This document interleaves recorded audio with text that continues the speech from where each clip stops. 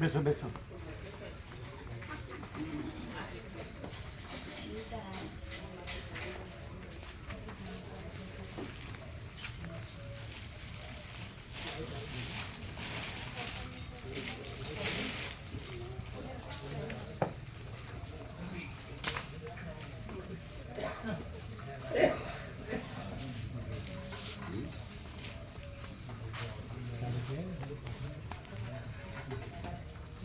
Sorry sorry sorry.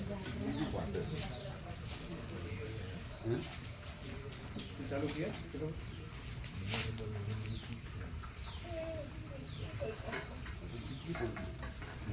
झुका हुआ लगता है पीछे झुका ये पीछे झुका हुआ लगता है झुका हुआ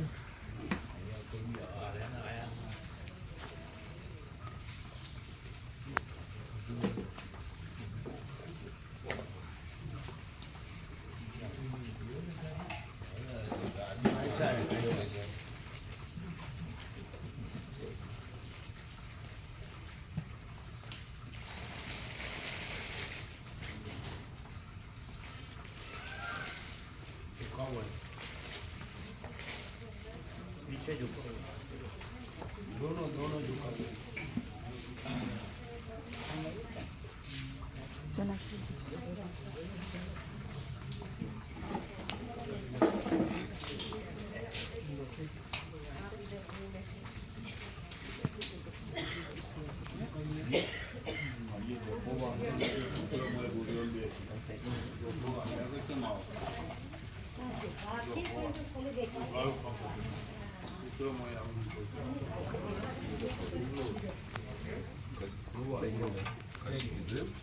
नहीं वो बाजू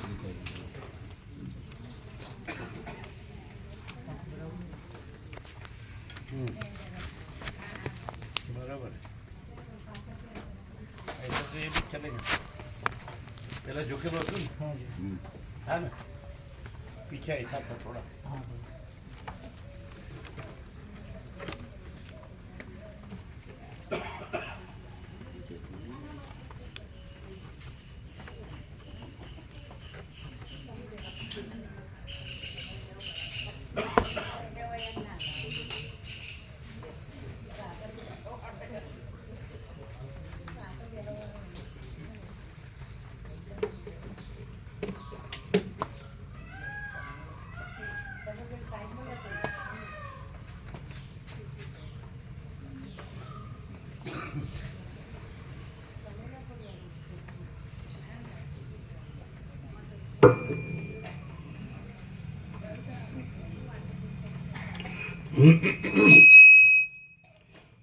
ओम ओम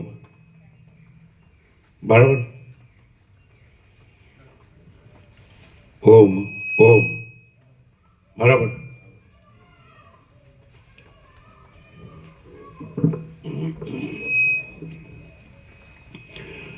परम चिदाकाश परम ज्योति अखंड ज्योति महाचिदाकाश स्वयं प्रकाश संपूर्ण प्रकाश पूर्ण ब्रह्म अनंत तेजघन अनंत चेतघन परमाकाश केवल अनंत शुद्ध तेजघन परमाकाश अखिलात्मा पूर्ण ब्रह्म परमात्मा परम चिदाकाश परम ज्योति अखंड ज्योति अनंत पूर्ण परम चिदाकाश परम शांति स्वयं सिद्ध स्वयं प्रकाश स्वयं पूर्ण स्वस्वरूप यही सब कुछ है, इसके सिवा कुछ नहीं है। शून्यभास अनंत कोटि महाकल्पो है ही नहीं। महाचिदाकाश स्वयं प्रकाश संपूर्ण प्रकाश महाचिदाकाश ज्योति अनंत अखंड अभेद महाचिदाकाश ज्योति महातत्व महासामान्य महाचिदाकाश स्वसंवेद्य सहज निर्विकल्प મહાચિદાકાશ, પરમ કૈવલ્ય, પરમ શાંતિ, પરમ ચિદાકાશ, અનંત, પૂર્ણ, નિરપેક્ષ, સત, અનંત, સંપૂર્ણ, અપરિઘી, નિર્ભ્રાંત, નિરપેક્ષ. વશિષ્ઠ રામ સ્થિતિ પ્રકરણ રાઉન્ડ 42મો રાઉન્ડ.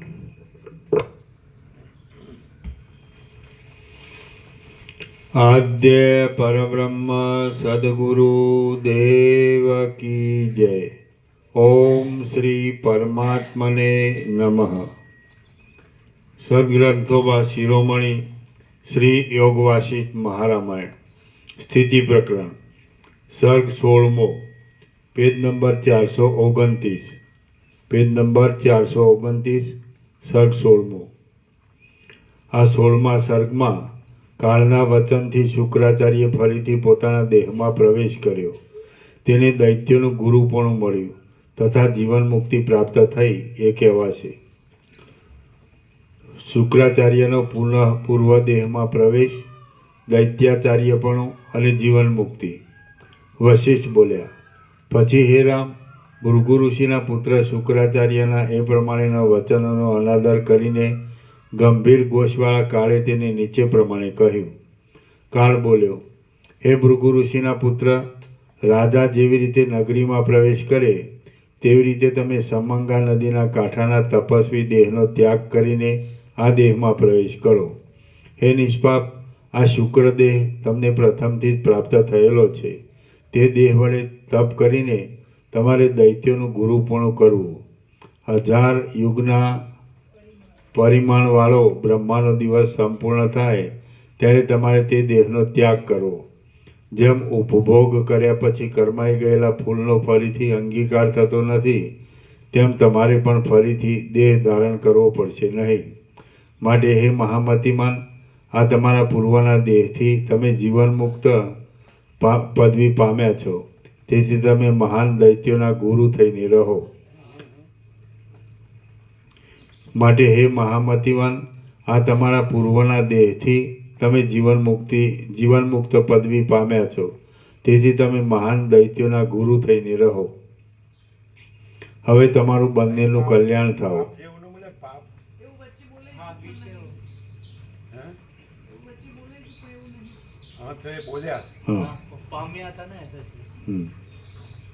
પાપ બોલ્યા.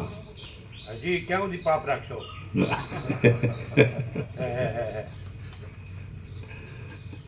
માટે હે મહામતિમાન, આ તમારા પૂર્વના દેહથી તમે જીવન મુક્ત પદવી પામ્યા છો. તેથી તમે મહાન દૈત્યોના ગુરુ થઈને રહો. હવે તમારું બંનેનું કલ્યાણ થાવ અને હું મારી મનગમતી દિશામાં જાઉં છું. કેમ કે હું કોઈ પણ સત્વ નથી કે તેને બ્રહ્મ પ્રકાશ ન હોય. વશિષ્ઠ બોલ્યા, તપી ગયેલા અંગવાળા પૃથ્વી તથા આકાશ પાસેથી, કેમ કે એવું કોઈ પણ સત્વ નથી કે તેને બ્રહ્મ પ્રકાશ ન હોય. સુધરાયેલું હોવું. કેમ કે એવું કોઈ પણ ચિત્ત નથી કે તેને વસ્તુ ન હોય.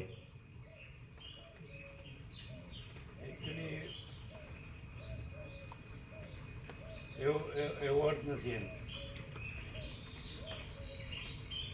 ચાલો, બરાબર છે. આગળ આમાં કેવા કદાચ એવું માગે, એવું કોઈ સત્વ નથી કે જેને કર્તવ્ય ન હોય, એવો અર્થ છે. એમ જવાની રજા માગે છે ને, હું જાઉં એમ. તો એવું એમ કે એવું કોઈ સત્વ નથી કે જેને કોઈ કર્તવ્ય ન હોય. આવું ઘણી વાર આવે છે. જેમ કે શુક્ર બલીને કહે છે ને, એ કહે છે મારે દેવમાં સભા છે એટલે જવાનું છે, એવું બધું આવે છે ને. એટલે હું મારા સ્થાનમાં જાઉં છું એ જાઉં. ચાલો.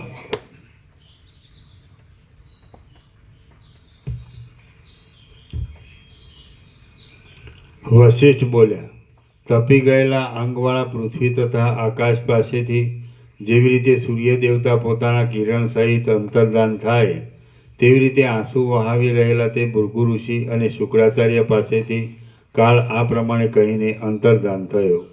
આ રીતે કાળ ગયો. તે પછી ઈશ્વરેચ્છાથી અવશ્યમ ભાવિ કર્મગતિ કોઈથી મટાડી શકાતી નથી એમ શુક્રાચાર્યે વિચાર કર્યો. પછી સુંદર લતામાં જેમ વસંત ઋતુ પ્રવેશ કરે તેમ તેમણે કાળના કારણથી સુકાઈ ગયેલા તથા ભાવિ ફળરૂપ શુભ હૃદયવાળા તે દેહમાં પ્રવેશ કર્યો. તે સમયે સમંગા નદીને કાંઠે રહેનાર તે બ્રાહ્મણરૂપી દેહના વર્ણ, વદન તથા અંગ બદલાઈ ગયા અને જેમ મૂળ કપાયા પછી લતા પૃથ્વી ઉપર પડી જાય તેમ તે દેહ પૃથ્વી પર પડી ગયો. આમ શુક્રાચાર્યના દેહમાં તેમણે પ્રવેશ કર્યો એટલે તેમાં જીવ આવ્યો અને ભૃગુ ઋષિએ પોતાના પુત્રના તે દેહ ઉપર કમંડલુના જળ વડે મંત્રથી સિંચન કર્યું. આથી જેમ વર્ષા ઋતુમાં ખાડાઓ જળથી પૂરાઈ જવાથી નદી જેવી રીતે શોભે છે તેવી રીતે પ્રફુલ્લિત થયેલી તેની સર્વ નાડીઓ શોભવા લાગી. વર્ષા ઋતુમાં થયેલી કમલીની શોભે તથા વસંત ઋતુમાં નવી લતા શોભે તેવી રીતે તેની આંગળીઓ, નખ તથા કેશ વગેરે સર્વ અવયવો શોભવા લાગ્યા. ત્યાર પછી જળ અને વાયુના સંયોગથી જેમ મેઘ ઊભો થાય તેમ ત્યાં પ્રાણવાયુના ચલનવાળા શુક્રાચાર્ય ઊભા થયા. પછી પ્રથમ ઉલ્લાસ પામેલો મેઘ જેમ પોતાની ગર્જનાથી પર્વતને પ્રણામ કરે છે તેમ તેમણે પાસે રહેલા અને પવિત્ર આકૃતિવાળા પોતાના પિતાને પ્રણામ કર્યા. પછી જેમ સ્નેહથી જેની આર્દ્ર વૃત્તિ થયેલી છે એવું મેઘ પર્વતની તળેટીને આલિંગન કરે છે તેમ ભૃગુ ઋષિએ પ્રથમની પેઠે શોભિતા પોતાના પુત્રના દેહને આલિંગન કર્યું. તે મહાબુદ્ધિમાન ભૃગુએ તેના પૂર્વના કોમળ દેહ ઉપર સ્નેહથી દ્રષ્ટિ કરી અને આ મારો પુત્ર છે એવી રીતની અયોગ્ય અવસ્થા પર હાસ્ય કરીને તેમણે પોતાના પુત્ર ઉપરના સ્નેહનો ત્યાગ કર્યો. કારણ કે જ્યાં સુધી સંકલ્પ ભ્રમ છે ત્યાં સુધી તેમાં મારું રહે છે, હું મારું રહે છે. ત્યાર પછી તે ભૃગુ ઋષિ અને શુક્રાચાર્ય રાત્રિની સમાપ્તિ થયા પછી ઉદય પામેલા ચંદ્ર અને સૂર્યની જેમ પરસ્પર શોભવા લાગ્યા. ઘણાક દિવસના સમાગમથી બંધાયેલું ચક્રવાક પક્ષીનું જોડું હોય અને વરસાદના આગમનથી સ્નેહયુક્ત મયુર તથા મેઘ હોય તે પ્રમાણે ઘણા લાંબા કાળથી દ્રઢ ઉત્કંઠાવાળા તે બંને પિતા અને પુત્ર તુલ્ય યોગ્યતાથી શોભવા લાગ્યા. ત્યાર પછી તે બંને મહાબુદ્ધિમાનો એક મુહૂર્ત સુધી ત્યાં ઊભા રહ્યા અને પછી ત્યાંથી ઊભા થઈને સમંગા નદીને કાંઠે રહેનાર તે બ્રાહ્મણના દેહને તેમણે અગ્નિ સંસ્કાર કર્યો. એવો કયો માણસ છે કે જે જગતના આચારને અનુસરીને ન રહે? જે પ્રમાણે આકાશમાં સૂર્ય અને ચંદ્ર રહે તેવી રીતે તે પવિત્ર વનમાં તપસ્વી અને પ્રકાશયુક્ત એવા ભૃગુ ઋષિ અને શુક્રાચાર્ય રહેવા લાગ્યા. પછી જેમણે જાણવાની વસ્તુ જાણી લીધી છે, જેઓ જીવનમુક્ત થયા છે અને જેઓ જગતના ગુરુ સમાન છે તેવા તે બંને જણ દેશકાળને લીધે પ્રાપ્ત થયેલી શુભ તથા અશુભ દશામાં સમાન ભાવે રહેતા હતા. કારણ કે તે બંને આત્મ સ્વરૂપમાં સ્થિર બુદ્ધિવાળા હતા.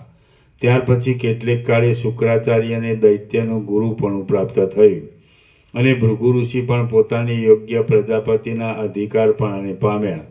એ પ્રમાણે ઉદાર કીર્તિવાળા શુક્રાચાર્યનો પ્રથમ જન્મ થયો અને પછી તે પરમપદમાંથી અપ્સરા વગેરેનું વારંવાર સ્મરણ આવવા રૂપી વિભ્રમે કરીને તેમને તે વિચિત્ર દશાઓમાં ભમવાનું આવ્યું.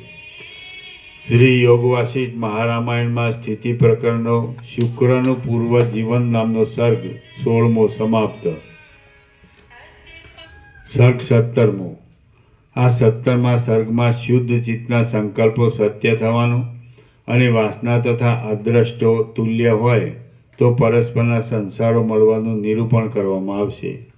સત્ય સંકલ્પો સિદ્ધ થાય છે. રામ બોલ્યા, હે ભગવાન, ભૃગુના પુત્ર શુક્રને મનોરથ સંબંધી જે પ્રતિભાસ થયો તે પ્રતિભાસ સ્વર્ગાદિકના અનુભવથી સફળ થયો, તો તે પ્રમાણે બીજાઓને જે પ્રતિભાસ થાય છે તે કેમ સફળ થતો નથી? વશિષ્ઠ બોલ્યા, શુક્રાચાર્યના પ્રથમ કહેલા કલ્પના જે સઘળા દોષો હતા તે દોષો તે કલ્પમાં છેલ્લા જન્મમાં કરવામાં આવેલા કર્મોથી તથા ઉપાસનાઓથી ક્ષય પામી ગયા હતા. માટે આ કલ્પમાં શુક્રનું જે પ્રથમ શરીર ઉત્પન્ન થયું તેમાં પૂર્વકલ્પના દોષોનો સંબંધ હતો નહીં. તે શરીર અધિકાર ભોગવવા માટે બ્રહ્માના સંકલ્પથી ઉત્પન્ન થયેલું હતું. તેથી તેમાં શુક્રના સંકલ્પનો કંઈ પણ દોષ હતો નહીં. વળી તેમાં બીજ તથા ગર્ભ આદિનો પણ કાંઈ દોષ હતો નહીં. આથી શુક્રના સંકલ્પો સત્ય થયા.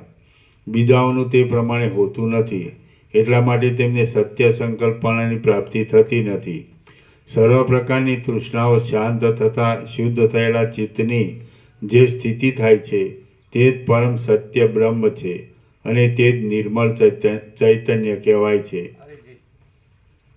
સર્વ પ્રકારની તૃષ્ણાઓ શાંત થતાં શુદ્ધ થયેલા ચિત્તની જે સ્થિતિ થાય છે તે જ પરમ સત્ય બ્રહ્મ છે અને તે જ નિર્મળ ચૈતન્ય કહેવાય છે.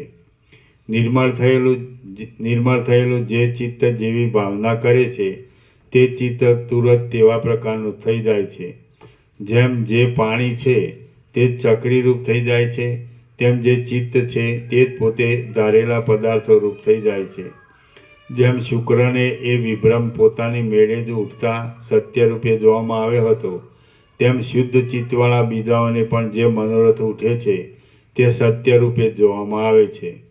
અશુદ્ધ ચિત્તવાળાઓને પણ મરણના સમયમાં જે કર્મો અને જે વાસનાઓ ઉદય પામે છે તે કર્મો પ્રમાણે અને તે વાસનાઓ પ્રમાણે તેમને બીજા જન્મમાં જગતનો પ્રતિભાસ થાય છે અને તેમાં શુક્રનો વૃત્તાંત દ્રષ્ટાંત રૂપ છે. જેમ બીજમાં જે તત્વ રહેલું છે તે તત્વ બહાર અંકુર અને પાંદડા આદિ અનેક ચમત્કારો રૂપે દેખાય છે. તે રીતે સર્વ પ્રાણીઓના ચિત્તમાં જે વિભ્રમો રહેલા છે તે વિભ્રમો બહાર દ્વૈતના વિભાગો રૂપે દેખાય છે. જે આ જગત આપણા જોવામાં આવે છે તેવા જ સઘળા જગત પ્રત્યેક જીવના ચિત્તથી જુદા જુદા ઉદય પામેલા છે અને તેઓ મિથ્યા જ ઉદય પામ્યા છે તથા મિથ્યા અસ્ત પામે છે. પ્રત્યેક જીવના જુદા જુદા જગત હોવાથી જેટલા જીવો છે તેટલા જ જગત છે. વાસ્તવિક રીતે જોતા તો કોઈ પણ જગત ઉદય પામતું નથી અને અસ્ત પણ પામતું નથી. જગતનો ઉદય અને જગતનો અસ્ત એ સઘળું ભ્રાંતિ માત્ર જ છે, કારણ કે માયા જ ઉન્મત્તની પેઠે એ સઘળા વિલાસો કર્યા કરે છે. જેમ હમણાં આપણને આ સંસારનો પ્રતિભાસ થાય છે તેમ બીજા હજારો જીવોને પણ બીજા હજારો સંસારના પ્રતિભાસો થયા કરે છે. જેમ બીજાના સ્વપ્નમાં તથા સંકલ્પમાં થયેલા નગરના વ્યવહારો અન્યના જોવામાં આવતા નથી, તેમ પરસ્પરના સંસારોરૂપી ભ્રમો પણ પરસ્પરના જોવામાં આવતા નથી. પ્રત્યેક જીવના મિથ્યા સંકલ્પોમાં અનેક નગરોના મિથ્યા સમૂહો રહેલા છે પણ તેઓ અજ્ઞાન વિના જોવામાં આવતા નથી. પિશાચો, યક્ષો અને રાક્ષસો પણ એવી જ રીતે સંકલ્પ માત્ર શરીરવાળા છે અને તેઓ સંકલ્પ માત્ર સુખ દુઃખોથી જ ઘેરાયેલા છે. હે રામ, આપણે પણ શુક્રના પ્રતિભાસની પેઠે જ છીએ, એટલે સંકલ્પ માત્ર આકારવાળા જ છીએ અને તે છતાં ખોટી રીતે દેહાદિકનું સત્યપણું માની લઈએ છીએ. સમષ્ટિરૂપ કહેવાતા હિરણ્યગર્ભ રૂપ ગર્ભમાં પણ આ રીતે જ ખોટા સંસારોનો સમૂહ રહેલો છે અને તે ખોટા સંસારોનો સમૂહ પોતાની સત્તાથી નહીં પણ અધિષ્ઠાન રૂપ બ્રહ્મની સત્તાથી જ રહેલો છે. માટે જે અધિષ્ઠાન છે તે જ સત્ય છે.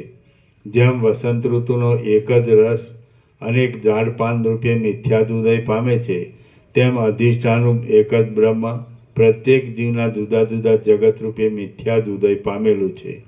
પોતાનો જે સંકલ્પ છે તે જ જગત રૂપે વિસ્તાર પામેલો છે. એ વિષય તત્વદ્રષ્ટિથી જોતા યથાર્થ જાણવામાં આવે છે. અનાદિકાળનું જે અજ્ઞાન છે તેના પેટમાં રહેલું ચિત્ત જ આ મોટા સમારંભવાળા જગત રૂપે દેખાય છે. આમ જે જાણે છે તે જ તત્વવેતા કહેવાય છે. જગતની સત્તા પ્રતિભાસના સમયમાં જ છે પણ અધિષ્ઠાન જોવાના સમયમાં નથી. જગતની જાળરૂપ લાંબુ સ્વપ્ન ચિત્તરૂપી હાથીને બાંધવાના થાંભલા રૂપ છે.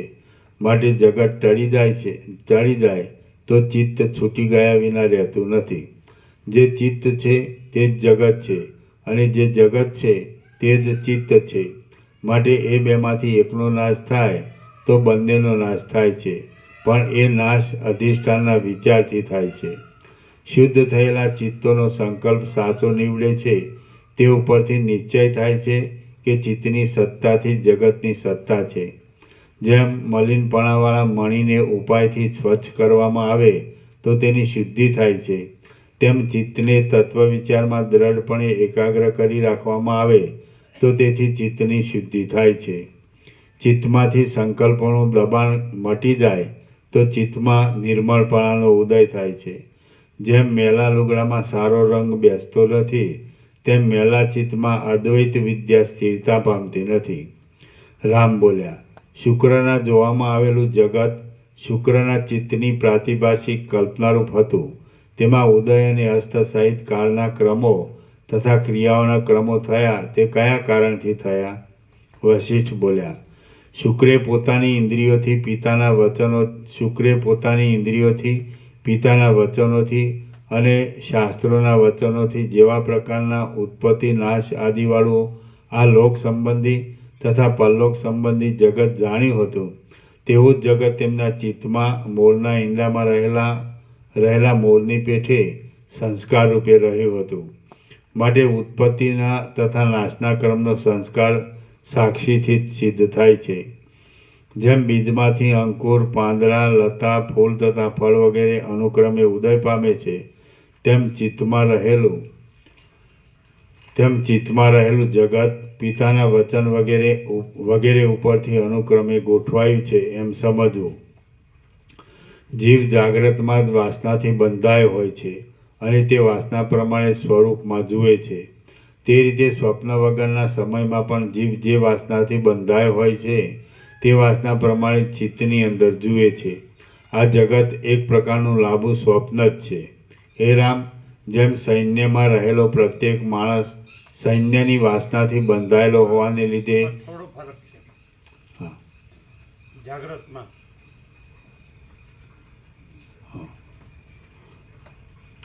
જીવ જાગ્રતમાં જ વાસનાથી બંધાયો હોય છે અને તે વાસના પ્રમાણે સ્વરૂપમાં જુએ છે. તે રીતે સ્વપ્ન વગરના સમયમાં પણ જીવ જે વાસનાથી બંધાયો હોય છે તે વાસના પ્રમાણે ચિત્તની અંદર જુએ છે. સ્વરૂપમાં સ્વરૂપ પેલા સ્વરૂપમાં આવ્યું ને જાગ્રતમાં સ્વરૂપ જ છે અધિષ્ઠાન. ચિત્ત અધિષ્ઠાન નથી.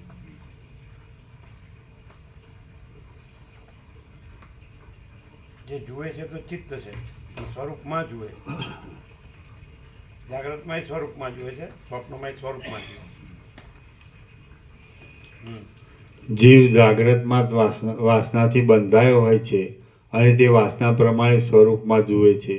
તે રીતે સ્વપ્ન વગરના સમયમાં પણ જીવ જે વાસનાથી બંધાયો હોય છે તે વાસના પ્રમાણે સ્વપ્ન વગરના સમયમાં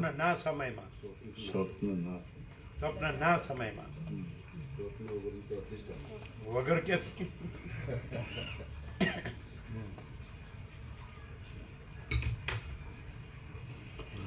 જીવ જાગ્રતમાં જ વાસનાથી બંધાયો હોય છે અને તે વાસના પ્રમાણે સ્વરૂપમાં જુએ છે. તે રીતે સ્વપ્નના સમયમાં પણ જીવ જે વાસનાથી બંધાયો હોય છે તે વાસના પ્રમાણે સ્વરૂપમાં જુએ છે. આ જગત એક પ્રકારનું લાંબુ સ્વપ્ન જ છે.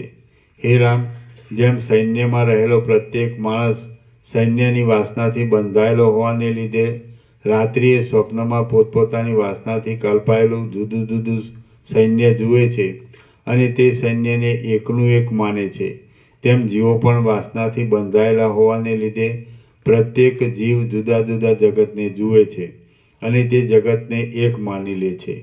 રામ બોલ્યા, પ્રત્યેક જીવના સંસારો જુદા જુદા છે એમ આપે કહ્યું, તો તે વિષયમાં મને જિજ્ઞાસા થાય છે કે જુદા જુદા સંસારમાં કોઈ સંસાર પરસ્પર મળે છે કે નથી મળતા? એ નિષ્પાપ, એ વિષય આપે સંપૂર્ણ રીતે કહેવો જોઈએ. જો કોઈના પણ સંસાર પરસ્પર ન મળતા હોય તો શિષ્યોનો અને ગુરુનો સંસાર જુદો જુદો હોવાને લીધે જેમ સ્વપ્નમાં કરેલો પરોપકાર તે ધણીને પ્રાપ્ત થતો નથી, તેમ ગુરુએ કરેલો ઉપદેશ શિષ્યને પ્રાપ્ત થતો નથી અને તેથી કોઈને મોક્ષ જ થતો નથી એમ માનવું પડશે. અને જો પરસ્પરના સંસારો પરસ્પરને મળતા હોય તો એક એકના જ્ઞાનથી સંસારનો બાદ થઈ શકશે નહીં. એકબીજાના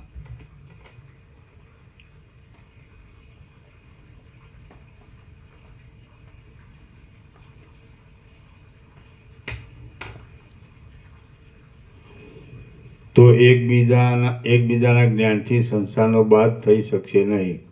વશિષ્ઠ બોલ્યા, મલિન મન સામર્થ્ય વગરનું હોવાને લીધે શુદ્ધ મનની સાથે મળી શકતું નથી.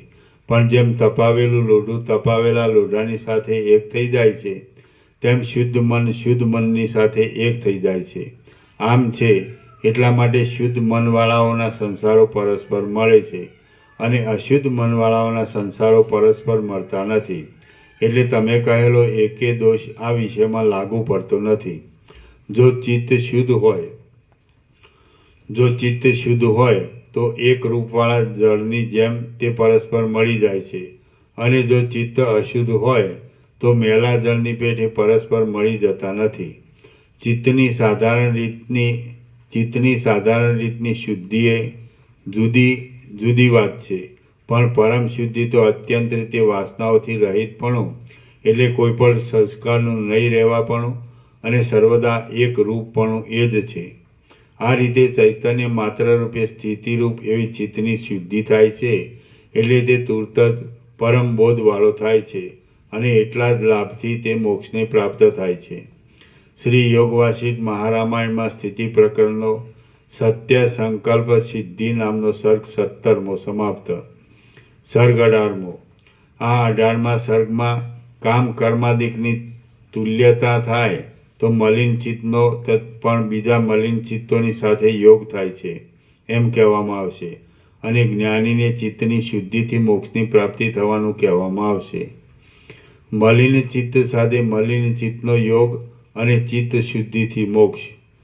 વશિષ્ઠ બોલ્યા, હે રામ, આત્મા ગમે તેવી સ્થૂળ તથા સૂક્ષ્મ કલ્પનાઓને અનુસરનારા સ્વભાવવાળો છે અને ચૈતન્ય એક રસ છે.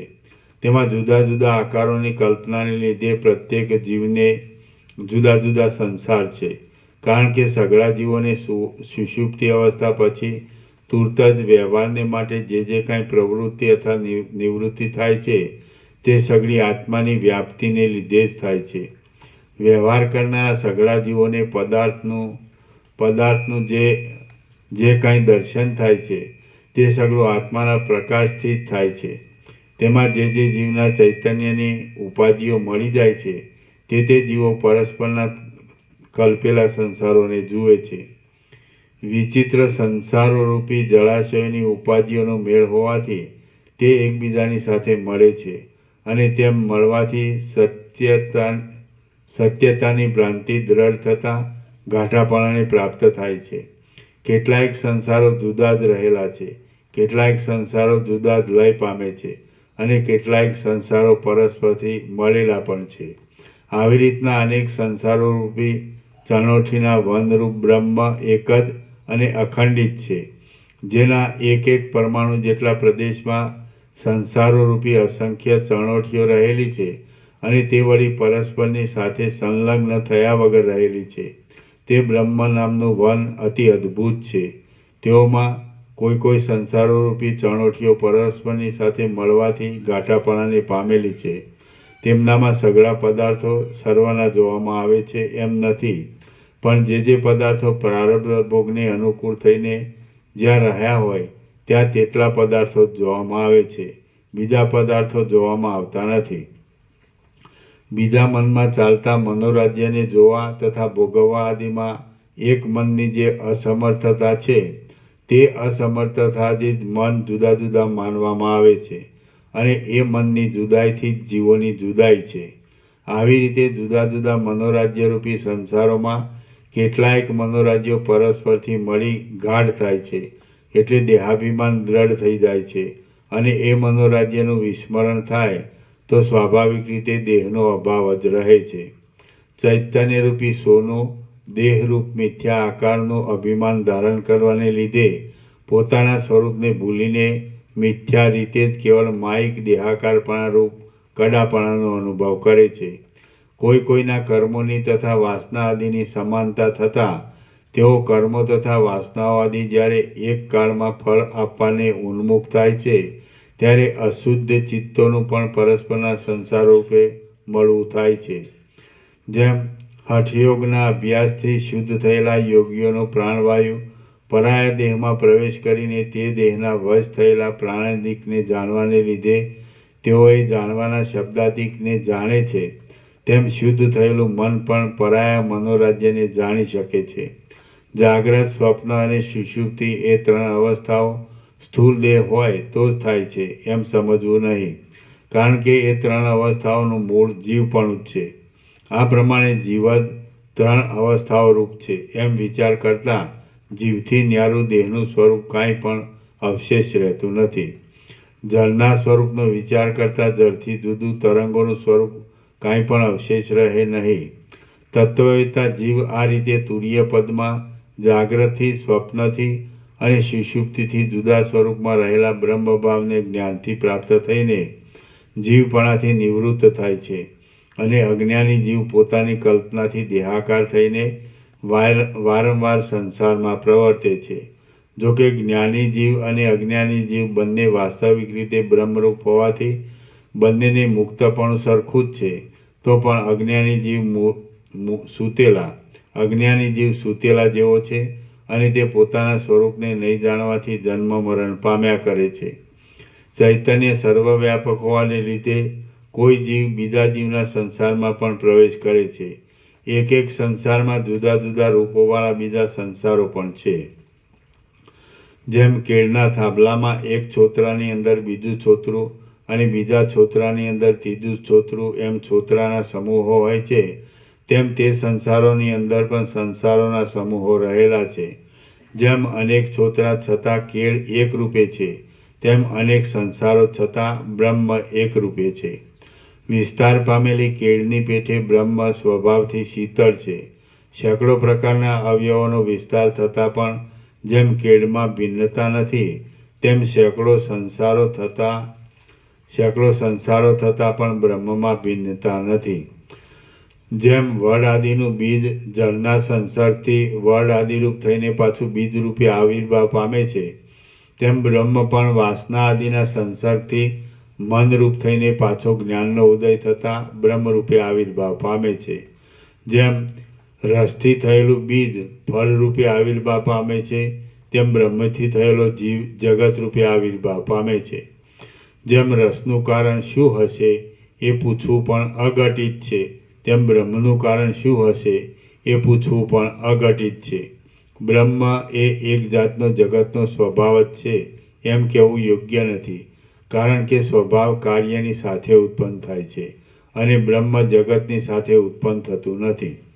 બ્રહ્મ નિર્વિકાર, અદ્વિતીય અને અસંગ હોવાથી વાસ્તવિક રીતે કોઈનું કારણ નથી અને આરોપની રીતિથી સઘળા પ્રપંચનું આદિ કારણ છે. તેમાં જગતની વિચિત્રતા થવાના બીજા કાંઈ પણ કારણો નથી. આમ છે એટલા માટે સાર રૂપે બ્રહ્મનો જ વિચાર કરવો યોગ્ય છે. સાર વગરના બીજા વિચારો કરવાથી કાંઈ પુરુષાર્થ થાય એમ નથી. જે બીજ હોય છે તે પોતાના આકારને છોડીને અંકુર આદિ રૂપે થયેલું જોવામાં આવે છે, પણ બ્રહ્મ તો પોતાના સ્વરૂપને નહીં છોડતા જગત રૂપે જ થયેલું છે. વૃક્ષનું બીજ ફાટીને તેમાંથી અંકુર નીકળે છે એટલે બીજા પ્રદેશથી વધારે પ્રદેશમાં વ્યાપે છે, પણ જગત તો બ્રહ્મમાં જ રહેલું છે એટલે બ્રહ્મના પ્રદેશથી જરા પણ અધિક પ્રદેશમાં ફેલાયેલું નથી. બીજનું સ્વરૂપ અવયવવાળું છે, માટે તે બીજની સાથે નિરવયવ બ્રહ્મને સમાન ગણવું યોગ્ય નથી. બ્રહ્મને કોઈની પણ ઉપમા લાગુ પડે એમ નથી. જે બ્રહ્મ છે તે જ જગત રૂપે પ્રતીત થાય છે, પણ વાસ્તવિક રીતે જગત રૂપે થયું જ નથી. જેમ રજ્જુ સર્પરૂપે થયેલી છે અને સર્પરૂપે નથી પણ થયેલી, તેમ બ્રહ્મ જગત રૂપે થયેલું છે અને જગત રૂપે થયેલું પણ નથી. પોતે દ્રષ્ટા છતાં પોતાને દ્રશ્યરૂપ માને છે. એટલા માટે ખરા સ્વરૂપનું ભાન થતું નથી. જ્યાં સુધી પોતાનું સ્વરૂપ દ્રશ્યરૂપ મનાયું હોય ત્યાં સુધી પોતાના સ્વરૂપની સાચી સ્થિતિનો કોને અનુભવ થાય? જ્યાં સુધી ઝાંઝવાના પાણીમાં જળની ભ્રાંતિ હોય ત્યાં સુધી કશું સમજુપણું નથી. જો સમજુપણું હોય તો ઝાંઝવાના પાણીમાં જળની ભ્રાંતિ કેમ જ હોય? આત્મા નિર્મળ, સ્વયંપ્રકાશ અને વ્યાપક છે તો પણ જોવામાં આવતો નથી. માટે બહિર્મુખ લોકોની ભ્રાંતિ ભારે પ્રબળ છે. જેમ નેત્ર બીજા પદાર્થોને જુએ છે પણ પોતાના દ્રષ્ટારૂપ સ્વરૂપને જોતું નથી, તેમ બહિર્મુખ લોકો દ્રશ્યને જુએ છે પણ પોતાના આત્માને જોતા નથી. જોકે દ્રષ્ટા નિર્મળ, સ્વયંપ્રકાશ, વ્યાપક અને પોતાનું સ્વરૂપ જ છે, તો પણ જેમ સઘળી ભ્રાંતિઓથી છૂટેલા જીવનમુક્ત પુરુષ દ્રશ્યને જોતો નથી, તેમ બહિર્મુખ લોકો દ્રષ્ટાને જોતા નથી. જોકે બ્રહ્મ આકાશની પેઠે વ્યાપક છે તો પણ યત્ન કરવા છતાં પણ ભાગ્યે જ મળે છે. પરંતુ જે દ્રશ્ય છે તેને જો દ્રશ્યરૂપે જોવામાં આવે તો બ્રહ્મની પ્રાપ્તિ બહુ જ દૂર છે. દ્રશ્ય જગતમાં દ્રશ્યપણાનું માર્જન કરીને જો બ્રહ્મ બુદ્ધિ કરવામાં આવે તો જ બ્રહ્મ પ્રાપ્ત થાય છે. જ્યાં સુધી જગતને બ્રહ્મરૂપે નહીં પણ જગતરૂપે જોવામાં આવે છે ત્યાં સુધી અત્યંત સૂક્ષ્મ એવા બ્રહ્મનું જ્ઞાન થવું ઘણું દૂર છે. બહિર્મુખ લોકો દ્રશ્યને જુએ છે પણ દ્રષ્ટાને જોતા નથી. પરંતુ હે રામ, દ્રશ્ય એ કાંઈ છે જ નહીં, કેવળ દ્રષ્ટા જ છે. જેમ સર્વશક્તિમાન રાજા સઘળું બનાવીને તેનો અનુભવ કરે છે, તેમ સર્વશક્તિમાન આત્મા સઘળું બનાવીને તેનો અનુભવ કરે છે.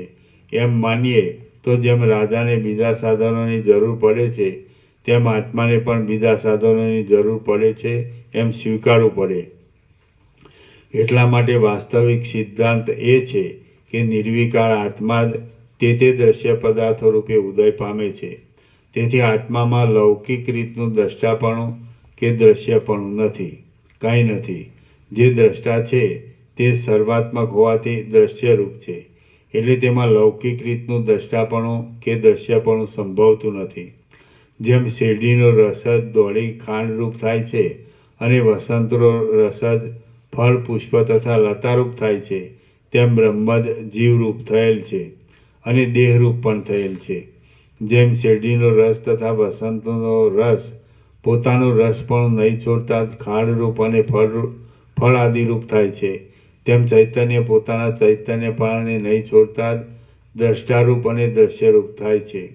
અનુભવરૂપ જે આત્મા છે તે પોતાની અંદર જ જગતરૂપ સ્વપ્નને જુએ છે. જેમ પૃથ્વી સંબંધી શેરડીના રસમાં ખાંડપણું, ગોળપણું તથા સાકરપણું થાય છે, તેમ આત્મામાં જ ચિત્તપણું, અહંકારપણું તથા પંચભૂતપણું વગેરે થાય છે. જેમ પૃથ્વીનો રસ જ પોતાનાથી અભિન્ન અનેક વનખંડો રૂપે ઉદય પામે છે, એ વાત નિસંશય છે, તેમ આત્મા જ પોતાનાથી અભિન્ન અનેક દ્વૈત ખંડો રૂપે ઉદય પામે છે, એ વાત નિસંશય છે. આત્માથી આત્મામાં જ પ્રકાશ પામતા આત્માના જ વિલાસરૂપ ચિત્ત આદિ વૃક્ષો, દેહ આદિ દ્રશ્યરૂપી સેંકડો શાખાઓથી સંપન્ન છે અને તેમનો આત્મજ્ઞાન વિના અંત જોવામાં આવતો નથી. જેમ પૃથ્વીનો રસ પ્રત્યેક વનખંડોરૂપ થઈને પોતપોતાના રસોનો ચમત્કાર દેખાડે છે, તેમ બ્રહ્મ પ્રત્યેક બ્રહ્માંડરૂપ થઈને પોતપોતાના જુદા જુદા ભાગોનો ચમત્કાર દેખાડે છે. જે જીવનો જે સંસ્કાર જે રીતે ઉદય પામે છે, તે જીવના તે સંસ્કારને તે રીતે સંસારરૂપ થઈને ચૈતન્ય બ્રહ્મ અનુસરે છે. એવા અનેક સંસારોમાં કેટલાક જીવોના સંસાર પરસ્પર મળે છે અને તેઓમાં જીવો પોતાની મેળે વિહાર કરીને ઘણે કાળે શાંત થઈ જાય છે. હે રામ, તમે પરમ સૂક્ષ્મ દ્રષ્ટિરૂપ જ્ઞાન ચક્ષુ વડે જુઓ તો પરમાણુના મધ્યોમાં પણ હજારો સંસારોના સમૂહો રહે છે. જેમ તલમાં તેલ રહ્યું છે, તેમ ચિત્તમાં, આકાશમાં, પથરામાં, જ્વાળામાં, વાયુમાં અને જળમાં લાખો સંસારો રહ્યા છે. આ સઘળા ચિત્તના વિકારો છે આ સઘળા ચિત્તના વિકારો છે. એટલા માટે જ્યારે ચિત્ત શુદ્ધ થાય છે ત્યારે જીવ બ્રહ્મરૂપ થાય છે. એ શુદ્ધ ચૈતન્ય સર્વવ્યાપક છે. એટલા માટે જેમ કોઈ સમયે આપણા અને પરાયા સ્વપ્નો મળી જાય છે તેમ સંસારો પણ પરસ્પર મળી જાય છે.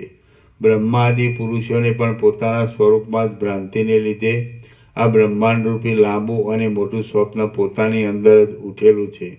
કેટલાક જીવો એક સંસારરૂપી સ્વપ્નમાંથી બીજા સંસારરૂપી સ્વપ્નમાં અને બીજા સંસારરૂપી સ્વપ્નમાંથી ત્રીજા સંસારરૂપી સ્વપ્નમાં જાય છે.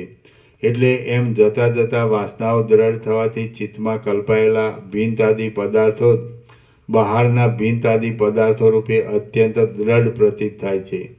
ચૈતન્ય જ્યાં જે આકારની ભાવના કરે છે ત્યાં તરત જ તે રૂપ જ થઈ જાય છે. વાસનાના ઉદય પ્રમાણે વિવર્ત પામવાનું ચૈતન્યમાં સામર્થ્ય જ છે. એ સામર્થ્યને લીધે સ્વપ્નમાં જે જોવામાં આવે છે તે પણ સ્વપ્નના સમયમાં સાચું જ જણાય છે. જેમ પાંદડા, લતાઓ, પુષ્પો તથા ફળો બીજમાં જ રહેલા છે તેમ સમસ્ત વાસનાઓ ચૈતન્યમાં જ રહેલી છે. ચૈતન્યની અંદર જીવરૂપ પરમાણુઓ અને જીવોની અંદર જગતરૂપ પરમાણુઓ પ્રતીત થાય છે એ આશ્ચર્ય નથી. કારણ કે જીવ અને જગત એ બંને બ્રહ્મરૂપ હોવાથી આકાશમાં આકાશ તુલ્ય છે.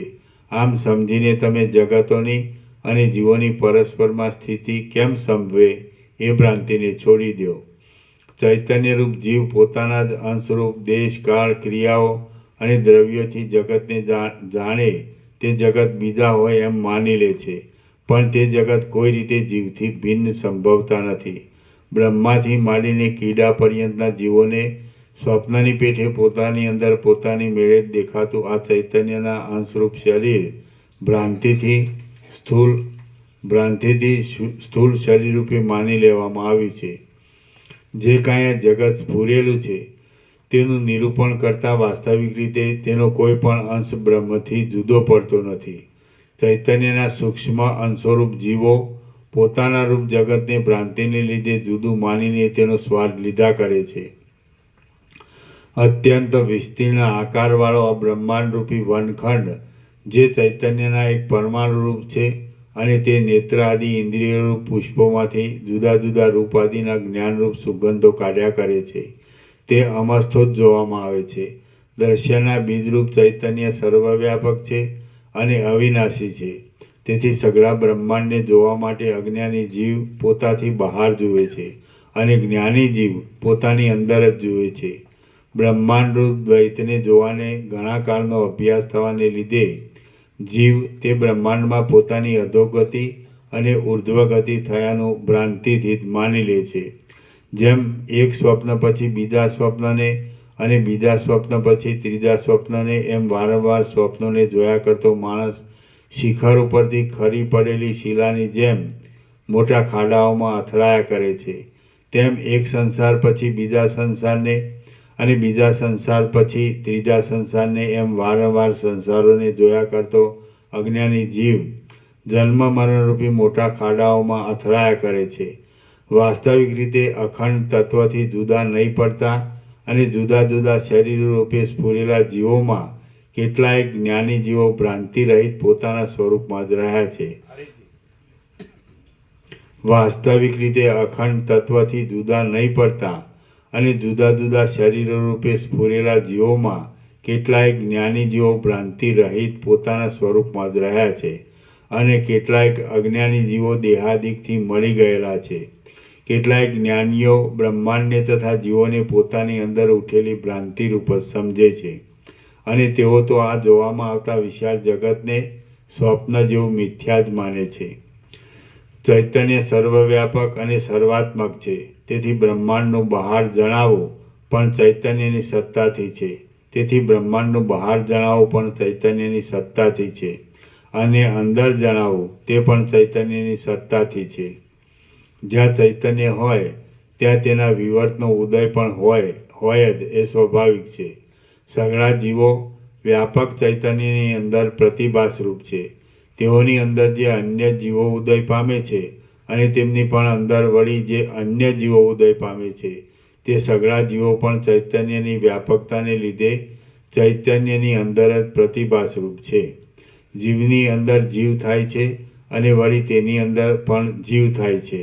જેમ કેળના થાંભલામાં એકની અંદર બીજું, બીજાની અંદર ત્રીજું અને ત્રીજાની અંદર ચોથું એમ અંદર અંદર અનેક છોતરાઓ હોય છે, તેમ સર્વસ્થળના જીવોમાં પણ એકની અંદર બીજા, બીજાની અંદર ત્રીજા અને ત્રીજાની અંદર ચોથા એમ અંદર અંદર અનેક જીવો છે.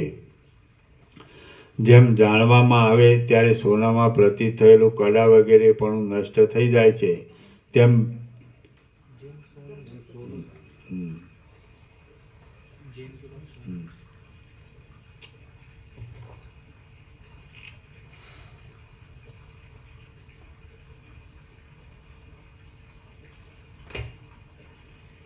જેમ સોનું જાણવામાં આવે ત્યારે સોનામાં પ્રતીત થયેલું કડા વગેરે પણ નષ્ટ થઈ જાય છે, તેમ બ્રહ્મ તત્વ જાણવામાં આવે ત્યારે બહારનું અને અંદરનું સઘળું દ્વૈત નષ્ટ થઈ જાય છે.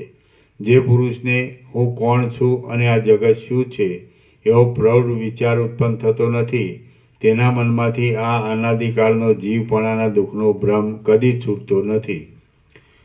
જે પુરુષને હું કોણ છું અને આ જગત શું છે એવો પ્રૌઢ વિચાર ઉત્પન્ન થતો નથી, તેના મનમાંથી આ અનાદિકાળનો જીવપણાના દુઃખનો ભ્રમ કદી છૂટતો નથી. વૈરાગ્યપૂર્વક કરવામાં આવેલો વિચાર જ સફળ થાય છે, પણ રાગવાળાએ કરેલો વિચાર સફળ થતો નથી. જે સુબુદ્ધિવાળા પુરુષને દિવસે દિવસે સંસારના સુખોની લાલચ પાતળી થતી જતી હોય છે, તે પુરુષનો વિચાર ફળદાયી થાય છે. જેમ ઔષધનો અભ્યાસ રાખવામાં આવે તો આરોગ્યની પ્રાપ્તિ થાય છે, તેમ ઇન્દ્રિયોને જીતવાનો અભ્યાસ રાખવામાં આવે તો વિવેક ફળદાયી થાય છે. જે પુરુષને વાતચીત કરવામાં જ વિવેક હોય છે પણ મનમાં વિવેક હોતો નથી, તેણે અવિવેકીપણું નહીં છોડેલું હોવાથી તેને તે અવિવેકીપણું બહુ દુઃખ આપે છે. ચિત્રમાં આલેખેલો પ્રકાશિત અગ્નિ જેમ કશું કામ કરતો નથી, તેમ કેવળ વાતચીત કરવામાં જ રાખેલો વિવેક કશું કામ કરતો નથી. જેમ પવનનો પ્રત્યક્ષ અનુભવ થતો નથી પણ સ્પર્શથી જ તેનો અનુભવ થાય છે, તેમ વાત કરવાથી વિવેક થયો જણાતો નથી, પણ ભોગની ઈચ્છા પાતળી પડવાથી જ વિવેક થયો જણાય છે. જેમ ચિત્રમાં આલેખેલું અમૃત ખરું અમૃત નથી, જેમ ચિત્રમાં આલેખેલો અગ્નિ ખરો અગ્નિ નથી, અને જેમ ચિત્રમાં આલેખેલી સ્ત્રી ખરી સ્ત્રી નથી, તેમ વાતચીતમાં દેખાડેલો વિવેક ખરો વિવેક જ નથી, એમ સમજો. પ્રથમ વિવેકથી રાગ અને દ્વેષ ઓછો થાય છે તથા તેનું મૂળ અજ્ઞાન ઓછું થાય છે, અને તે પછી ઈષ્ટ વિષયોને મેળવવાની અને અનિષ્ટ વિષયોને દૂર કરવાની પ્રવૃત્તિ પ્રબળ થઈ જાય છે. આ પ્રમાણે થયું હોય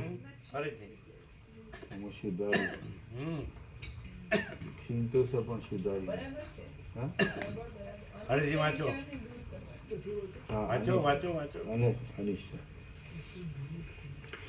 પ્રથમ વિવેકથી રાગ અને દ્વેષ ઓછો થાય છે તથા તેનું મૂળ અજ્ઞાન ઓછું થાય છે, અને તે પછી ઈષ્ટ વિષયોને મેળવવાની અને અનિષ્ટ વિષયોને દૂર કરવાની પ્રવૃત્તિ પ્રબળ થઈ જાય છે.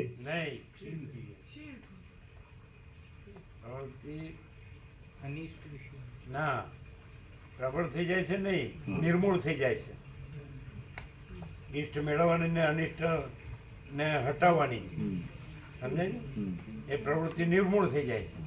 ક્ષીણ તો સાપેલું છે, ક્ષીણ તો સાપેલું છે. શું છાપેલું છે? ક્ષીણ થઈ જાય છે. ક્ષીણ થઈ જાય છે. ક્ષીણ. હા, તો ભાઈ તમે તો પ્રબળ બોલ્યા. આમાં સુધારેલું. તમે પ્રબળ બોલ્યા. સુધારેલું. આ તો ક્ષીણ બરાબર, એટલે આપણે એમ જ કીધું ને નિર્મૂળ, તો ક્ષીણ ને નિર્મૂળ એક જ ને. અમારી પાસે ચોપડી નથી એટલે તમે ચોપડી વાળા. પણ તો પ્રબળ બોલ્યા એટલે પ્રબળ તો અજ્ઞાનમાં હોય, ક્ષીણ એટલે નિર્મૂળ.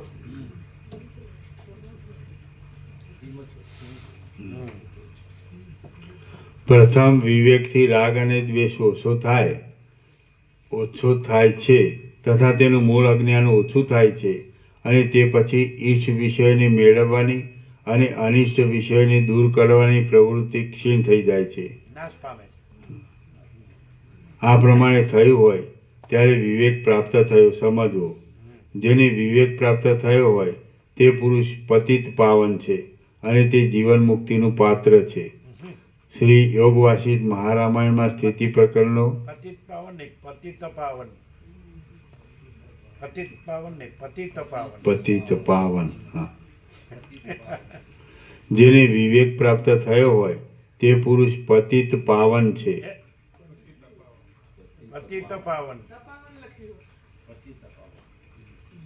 પતિત પાવન નહીં પણ પતિ તપાવન. પતિત પાવન. તો કાઢ નાખવાનું વચમાં. ના એ બરોબર છે પણ સંધિ ખાલી વાંચવાનું, વાંચવાનું બરાબર. હા હા છૂટું પડો. શબ્દ જે એક જ હોય, હા વાંચવામાં ફેર. હા હા. જેને વિવેક પ્રાપ્ત થયો હોય તે પુરુષ પતિત પાવન છે અને તે જીવન મુક્તિનું પાત્ર છે. શ્રી યોગ વાસિષ્ઠ મહારામાયણમાં સ્થિતિ પ્રકરણનો જીવન ખંડકા અવતાર નામનો સર્ગ 18મો સમાપ્ત. એટલે શું પતિત પાવન એટલે? પતિતોને એ પાવન કરનાર હોય. ચલો આગે. સર્ગ 19મો. આ 19મા સર્ગમાં ઉપાસના પ્રમાણે ફળની પ્રાપ્તિ, બોધથી સત્ય આત્મસ્થિતિની પ્રાપ્તિ, જાગ્રત, સ્વપ્ન તથા સુષુપ્તિ અને તુર્યની સ્થિતિ કહેવામાં આવશે. જાગ્રત, સ્વપ્ન, સુષુપ્તિ અને તુર્ય અવસ્થાનું વર્ણન. વશિષ્ઠ બોલ્યા, હે રામ, સઘળા જીવોના બીજરૂપ પરબ્રહ્મ આકાશની જેમ વ્યાપક છે. તેથી તે જીવોની અંદર પણ રહેલા છે. આથી જીવોની અંદરના ભાગમાં જે જગત છે તેમાં પણ અનેક જીવો રહેલા છે. ચૈતન્ય એકરસ પરબ્રહ્મથી કોઈ પણ પ્રદેશ ખાલી નથી. એટલા માટે કેળના થાંભલાના છોતરાની જેમ એક એક જીવની અંદર અન્ય અન્ય જીવ રહેલા છે. વળી પૃથ્વીના ઉદરમાં કીડાઓની પેઠે એક એક જીવની અંદર બીજા ઘણા ઘણા જીવો પણ રહેલા છે. જેમ ગ્રીષ્મ ઋતુમાં દેહની અંદરના મળમાં તથા પછીનામાં જે કીડાઓ રહે છે તેઓ પણ દેહની અંદર જ રહેલા કહેવાય છે. તેમજ જે જીવો પરબ્રહ્મની અંદર રહેનારા જીવોમાં રહે છે તેઓ પણ પરબ્રહ્મમાં જ રહે છે. શુદ્ધ ચૈતન્યરૂપ પરબ્રહ્મ જ્યાં જ્યાં દ્રશ્યપણે રહેલું છે ત્યાં ત્યાં તે દ્રશ્યની અંદર તેના ભોગતા જીવો પણ રહેલા છે. એ જીવો પોતપોતાના કલ્યાણ માટે વિચિત્ર પ્રકારની ઉપાસનાઓના ક્રમોથી જે રીતે યત્ન કરે છે તે રીતને અનુસરતા ફળોને તરત પ્રાપ્ત થાય છે. એટલે દેવતાઓનું યજન કરનારા જીવો દેવતાઓને પ્રાપ્ત થાય છે, યક્ષોનું યજન કરનારા જીવો યક્ષોને પ્રાપ્ત થાય છે, હિરણ્ય ગર્ભનું યજન કરનારા જીવો હિરણ્ય ગર્ભને પ્રાપ્ત થાય છે અને પરબ્રહ્મનું યજન કરનારા જીવો પરબ્રહ્મને પ્રાપ્ત થાય છે. આમ છે એટલા માટે તુચ્છનો ત્યાગ કરીને અતુચ્છ પરબ્રહ્મનો જ આશ્રય કરવો યોગ્ય છે. ભૃગુનો પુત્ર શુક્ર પોતાની જ્ઞાન શક્તિ નિર્મળ હોવાને લીધે મુક્ત હતો, પણ પ્રથમ દેખાયેલા અપ્સરારૂપ દ્રશ્યથી સ્વાભાવિક રીતે તુરત બંધાઈ ગયો. જગતમાં બાળકની જ્ઞાન શક્તિ પ્રથમ કાચી અને કૂણી હોય છે. જ્યાં સુધી તેને સંસાર સંબંધી વ્યસનોનો તાપ ન લાગ્યો હોય ત્યાં સુધી તેને જેવું વલણ આપીએ તેવું આપી શકાય છે. પણ સંસાર સંબંધી વ્યસનોના તાપો લાગવાથી જ્ઞાન શક્તિ કઠિન થઈ ગયા પછી તેની બીજી વ્યુત્પત્તિ આપી શકાતી નથી. એટલા માટે એ જ્ઞાન શક્તિ કૂણી હોય ત્યારે તેને બ્રહ્મભાવની વ્યુત્પત્તિ આપવી, પણ જીવપણા આદિ ખોટા ભાવની વ્યુત્પત્તિ આપવી નહીં. રામ બોલ્યા, હે ભગવાન, જાગ્રત અવસ્થામાં અને સ્વપ્ન અવસ્થામાં એ બેમાં શો ભેદ છે તે આપે કહેવો જોઈએ. જાગ્રત પણ અપરોક્ષ અનુભવમાં આવે છે અને સ્વપ્ન પણ અપરોક્ષ અનુભવમાં આવે છે. તે છતાં જાગ્રત અવસ્થા સાચી કેમ કહેવાય છે અને સ્વપ્ન જાગ્રતના જેવો ભ્રમ છે એમ કેમ કહેવાય છે? વશિષ્ઠ બોલ્યા, અને સ્વપ્ન જાગ્રતના જેવો ભ્રમ છે એમ કેમ? જાગ્રતના જેવો નહીં, સ્વપ્ન ભ્રમ છે. જાગ્રતને સાચું કેમ કહેવાય છે? સ્વપ્નને ભ્રમ કેમ કહેવાય છે? જાગ્રતના જેવું નહીં, સ્વપ્ન ભ્રમ જ છે. મિથ્યા ભ્રમ. જાગ્રત સાચું કેમ કહેવાય અને સ્વપ્નનો મિથ્યા ભ્રમ કેમ કહેવાય એમ. જાગ્રત ના જેવો નહીં.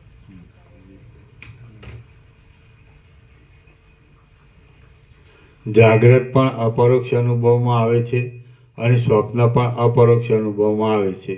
તે છતાં જાગ્રત અવસ્થા સાચી કેમ કહેવાય છે અને સ્વપ્ન મિથ્યા ભ્રમ છે એમ કેમ કહેવાય છે? વશિષ્ઠ બોલ્યા, જેના પદાર્થોમાં સ્થિરતાની પ્રતીતિ થાય છે તે જાગ્રત કહેવાય છે અને જેના પદાર્થોમાં અસ્થિરતાની પ્રતીતિ થાય છે તે સ્વપ્ન કહેવાય છે.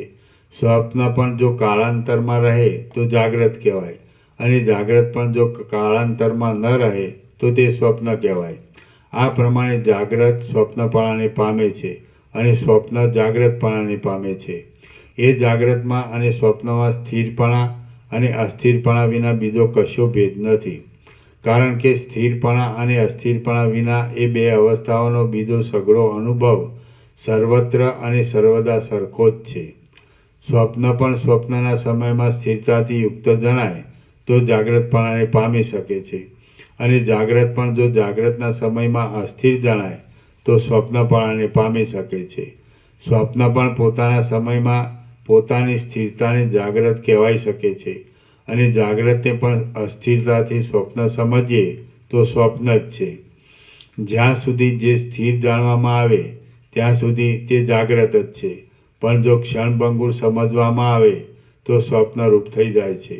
આમ કેમ થાય છે તે સંબંધમાં હું કહું છું તે તમે સાંભળો. શરીરને વિશે તેજ, વીર્ય અને જીવધાતુ ઇત્યાદિ નામોથી કહેવાતું જીવન તત્વ છે અને તે જીવન તત્વથી જીવાય છે. જ્યારે પ્રાણવાયુની પ્રેરણાથી જીવન તત્વ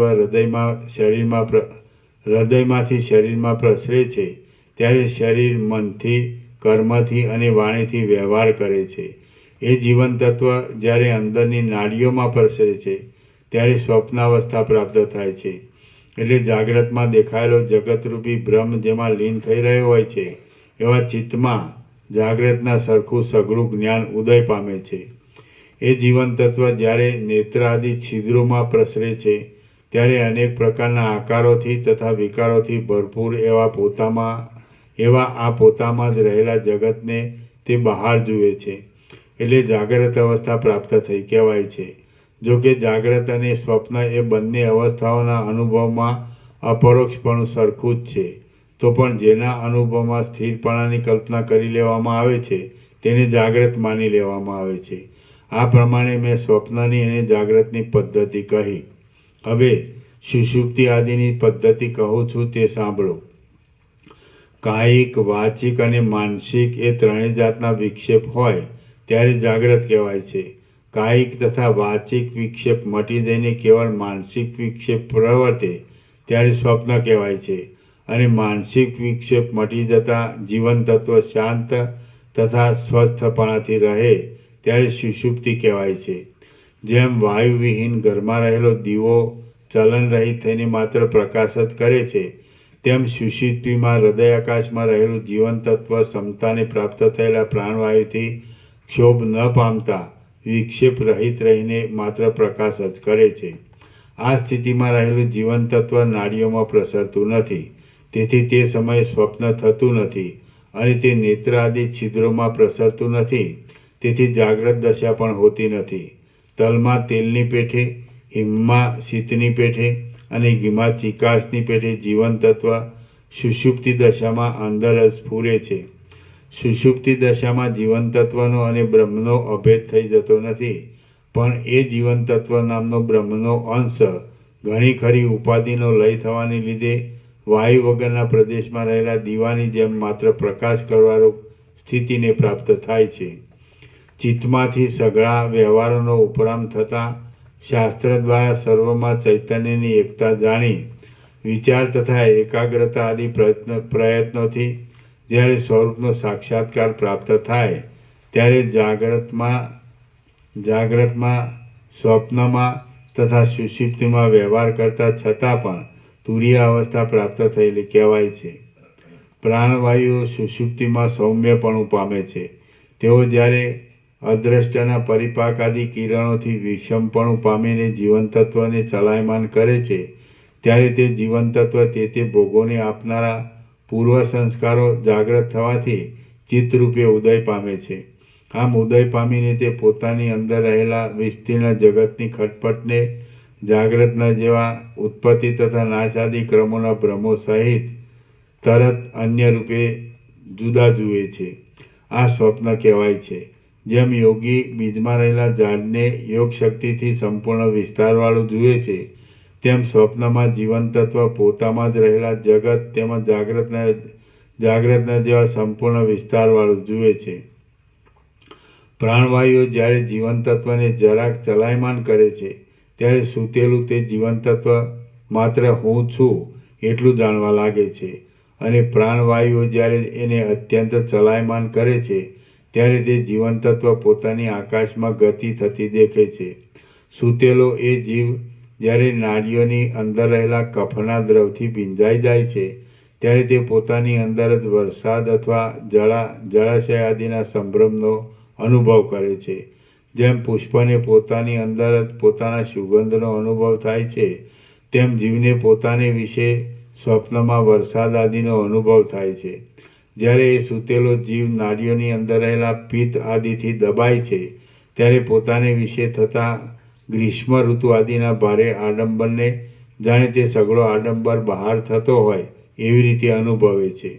જ્યારે એ સૂતેલો જીવ નાડીઓની અંદર રહેલા રુધિરથી ભીંજાઈ જાય છે, ત્યારે પોતાની અંદર જ રાતા થઈ ગયેલા દેશકાળોને જાણે બહાર દેખાતા હોય તેમ જુએ છે, અને રુધિરમાં ડૂબી જાય છે. પોતે અનુભવરૂપ હોવાને લીધે તે સમયે એવા અનુભવો કરે છે. પ્રાણવાયુએ ચલાયમાન કરેલો અને નિદ્રા પામેલો એ જીવ પોતે જે વાસનાનું સેવન કરતો હોય છે, તે વાસનાને જાણે ઇન્દ્રિયો આદિથી બહાર જોતો હોય તેમ અંદર જ જુએ છે. અંદર દેખાતા છતાં આ સગળું બહાર છે એવી પ્રતીતિ થાય છે. જીવ સ્વપ્નને લીધે ચક્ષુ આદિ છિદ્રોમાં નહીં પહોંચતા પોતે અંદર જ શોક પામે છે, અને તેમ થતાં પોતાની જ્ઞાન શક્તિથી પોતાની અંદર જ તુરત અનુભવ કરે છે. તેથી તેની એ સ્થિતિ સ્વપ્ન કહેવાય છે. એ જીવ જ્યારે પ્રાણવાયુથી ક્ષોભ પામીને ઇન્દ્રિયોના છિદ્રોમાં પ્રસરીને બહાર શબ્દ આદિ વિષયોનો અનુભવ કરે છે, ત્યારે તે જાગ્રત અવસ્થાવાળો કહેવાય છે. એમ મહાત્મા મુનિઓ કહે છે. હે રામ, હવે તમે આ વાત સમજી ચૂક્યા છો, તમારા મનમાં સદવિચાર પામી ચૂક્યા છો, માટે હવેથી તમારે કદી પણ મિથ્યારૂપ જગતને સાચું માનવું નહીં. જગતને સાચું માનવાથી આધ્યાત્મિક, આધિભૌતિક તથા આધિદૈવિક નિમિત્તોને લીધે પોતાનામાં મરણ અને દોષો પ્રાપ્ત થયાની મિથ્યા સંભાવના થાય છે. શ્રી યોગવાસિષ્ઠ મહારામાયણમાં સ્થિતિ પ્રકરણનો જાગ્રત, સ્વપ્ન, સુષુપ્તિ, તુર્ય, સ્વરૂપ વિચાર નામનો સર્ગ 19મો સમાપ્ત. સર્ગ 20મો. આ 20મા સર્ગમાં જગત એ મનની ભ્રાંતિ છે, અને જો આત્મજ્ઞાન થાય તો ચિત્ત તથા જગત આત્મા જ છે એવો અનુભવ થાય છે. એનું વર્ણન કરવામાં આવશે. જગત મનની ભ્રાંતિરૂપ છે. વશિષ્ઠ બોલ્યા, હે રામ, મનનો સ્વભાવ સમજાવવા માટે મેં તમને આ સઘળું જાગ્રત આદિ અવસ્થાનું વર્ણન કહ્યું, બીજા કોઈ પ્રયોજનથી કહ્યું નથી. જેમ લોઢાનો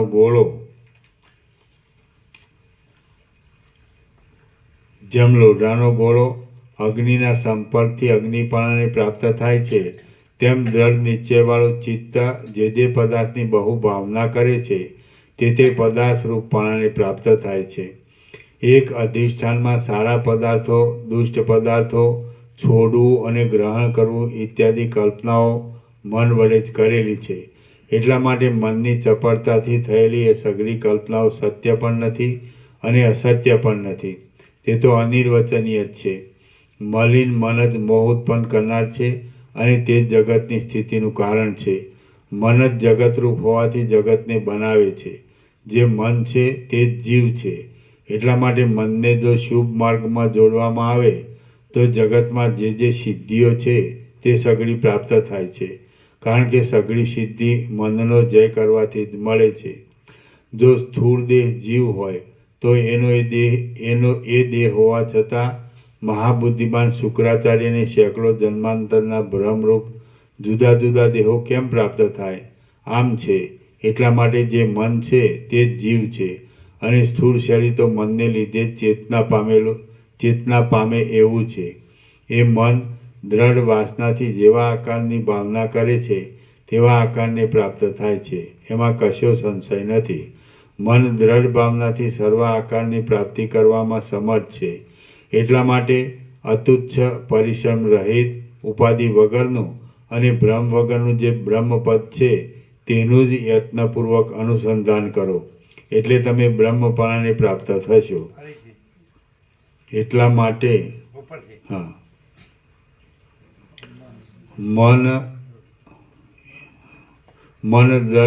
મન દ્રઢ ભાવનાથી સર્વ આકારની પ્રાપ્તિ કરવામાં સમર્થ છે. એટલા માટે અતુચ્છ પરિશ્રમ રહિત ઉપાધિ વગરનું અને ભ્રમ વગરનું જે બ્રહ્મપદ છે તેનું જ યત્નપૂર્વક અનુસંધાન કરો, એટલે તમે બ્રહ્મપણાને પ્રાપ્ત થશો. શરીર મનના ધારેલા પ્રદેશમાં જાય છે, પણ જ્યાં શરીર હોય ત્યાં મનને જવાનો નિયમ નથી. એટલા માટે હે રામચંદ્રજી, તમારું મન સત્ય તત્વની પ્રાપ્તિને માટે જ યત્ન કરો અને દેહ ઇન્દ્રિય આદિરૂપ મિથ્યાદ્વૈતને છોડી દો. શ્રી યોગ વાસિષ્ઠ મહારામાયણમાં સ્થિતિ પ્રકરણનો મનોરૂપ વર્ણન નામનો સર્ગ 20મો સમાપ્ત. સર્ગ 21મો. આ 21મા સર્ગમાં શુદ્ધ બ્રહ્મમાં બીજો કોઈ કલ્પના કરનાર નહીં હોવાથી મનની કલ્પના થવી ઘટતી નથી. એ પ્રશ્નનો નિર્ણય આગળ ઉપર રાખીને મનના નિર્ણય વિશે કહેવામાં આવશે. મનનો નિર્ણય.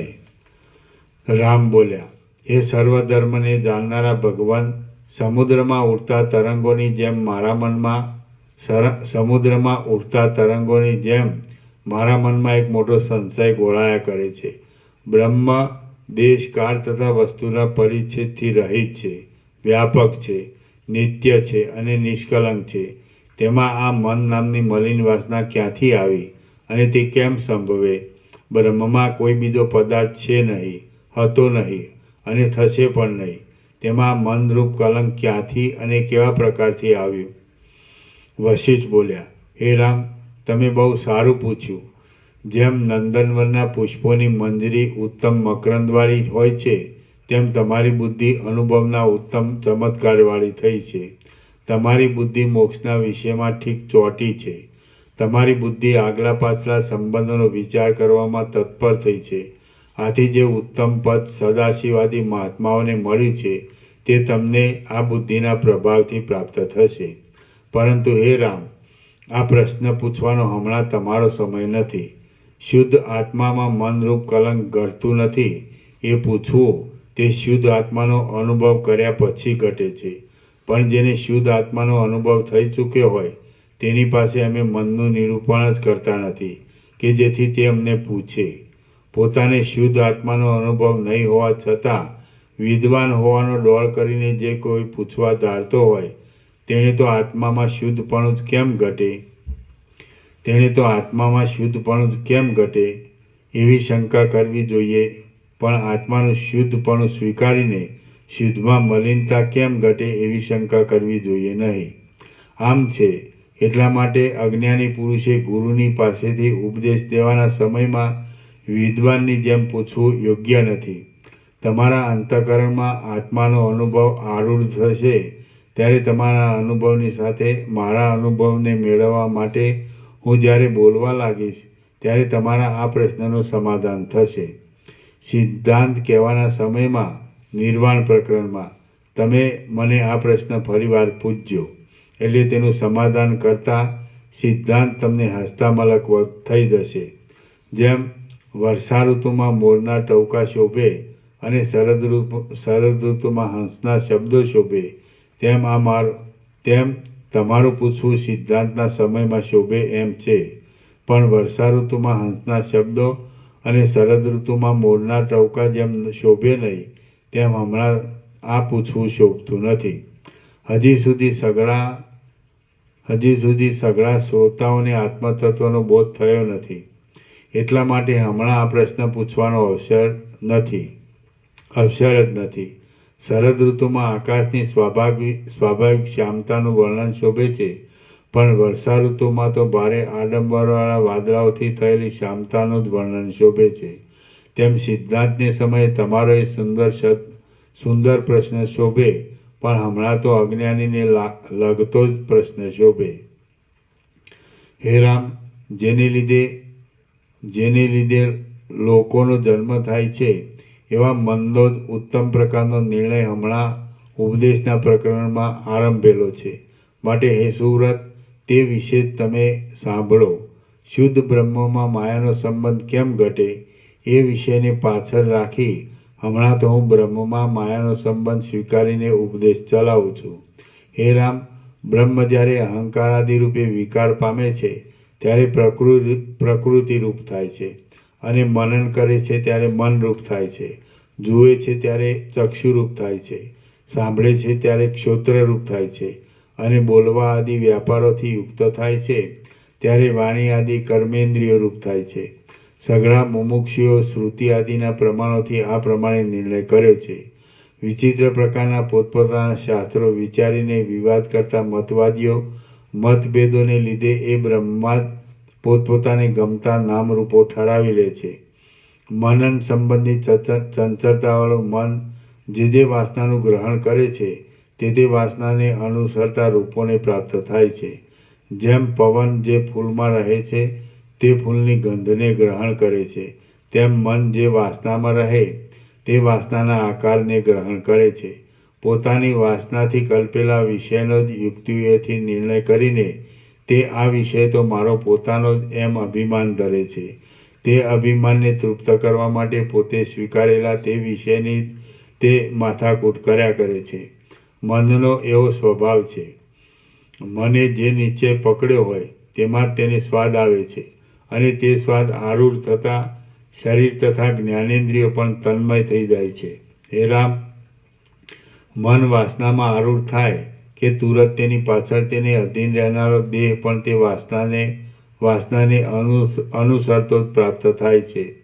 ગંધવાળા પદાર્થની અંદર બેઠેલો પવન જેમ ગંધમય થઈ જાય છે, તેમ વાસનાને અધીન રહેનારો દેહ વાસનામય થઈ જાય છે. વાસનાને અનુસરીને પ્રાપ્ત થયેલા દેહમાં જ્ઞાનેન્દ્રિયો પ્રકટ થાય છે, અને પોતપોતાના વિષયો પર દોડતા તે વિષયોની પ્રાપ્તિને અનુકૂળ ક્રિયાઓ કરવા માટે કર્મેન્દ્રિયોનો સમૂહ પણ પોતાની મેળે જ પ્રગટ થાય છે. જેમ પવન ચપળતા પામતા પૃથ્વીની રજ પણ ચપળ થાય છે, તેમ જ્ઞાનેન્દ્રિયો વિષય લંપટ થતાં કર્મેન્દ્રિયો પણ પોતપોતાની ક્રિયાઓમાં લંપટ થાય છે.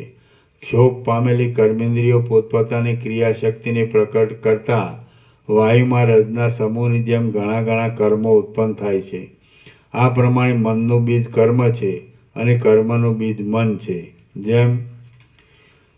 જેમ પુષ્પની અને પુષ્પના ગંધની સત્તા એક જ છે, તેમ મનની અને કર્મની સત્તા એક જ છે.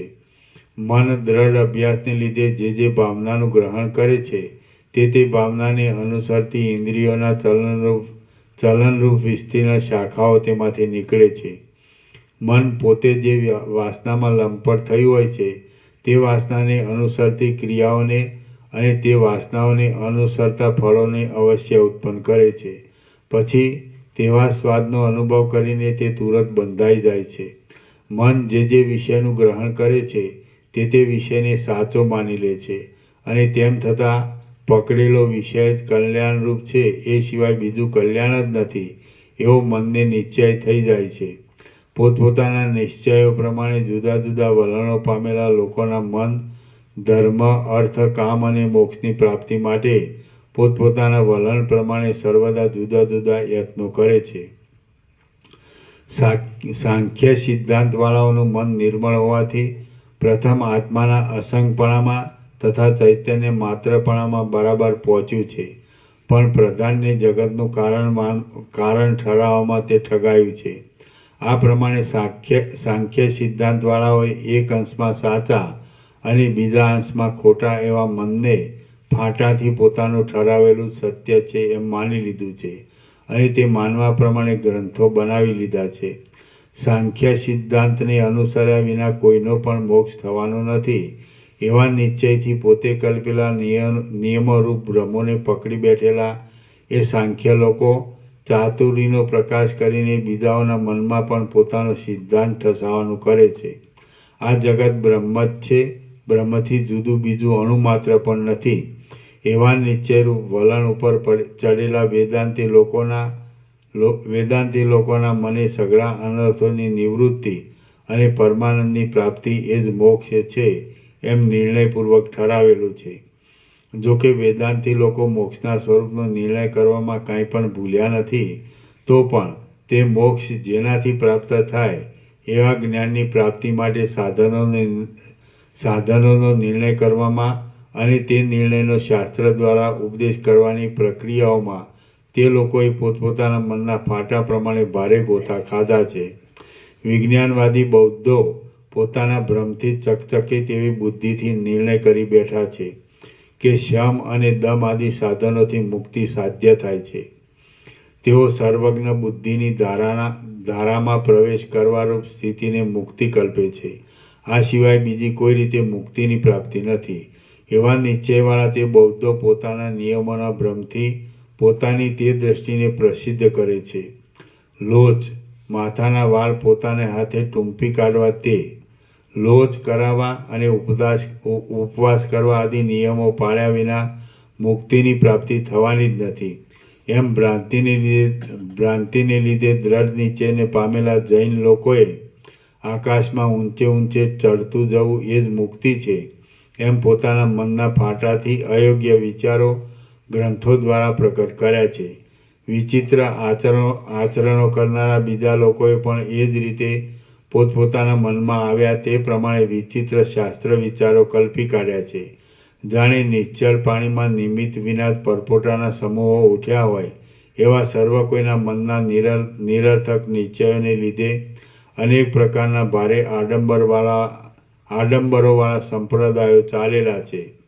એ મહાબાહો, જેમ સઘળા મણિયોનું મુખ્ય ઉત્પત્તિ સ્થાન સમુદ્ર છે, તેમ આવી રીતના સઘળા સંપ્રદાયોનું મુખ્ય ઉત્પત્તિ સ્થાન મન છે. સંપ્રદાયો સિવાય પણ સઘળા પ્રકારની વિચિત્રતાઓનું મૂળ લાંબા કાળના અભ્યાસથી નિરૂઢ થયેલી મનની કલ્પના વિના બીજું કાંઈ નથી. વાસ્તવિક રીતે જોઈએ તો લીમડો કડવો નથી, શેરડી મીઠી નથી, ચંદ્ર શીતળ નથી અને અગ્નિ ગરમ નથી. તે છતાં જે વસ્તુ ઉપર જેવી કલ્પનાનો લાંબો અભ્યાસ કરવામાં આવ્યો છે તે વસ્તુ તેવા પ્રકારની અનુભવમાં આવે છે.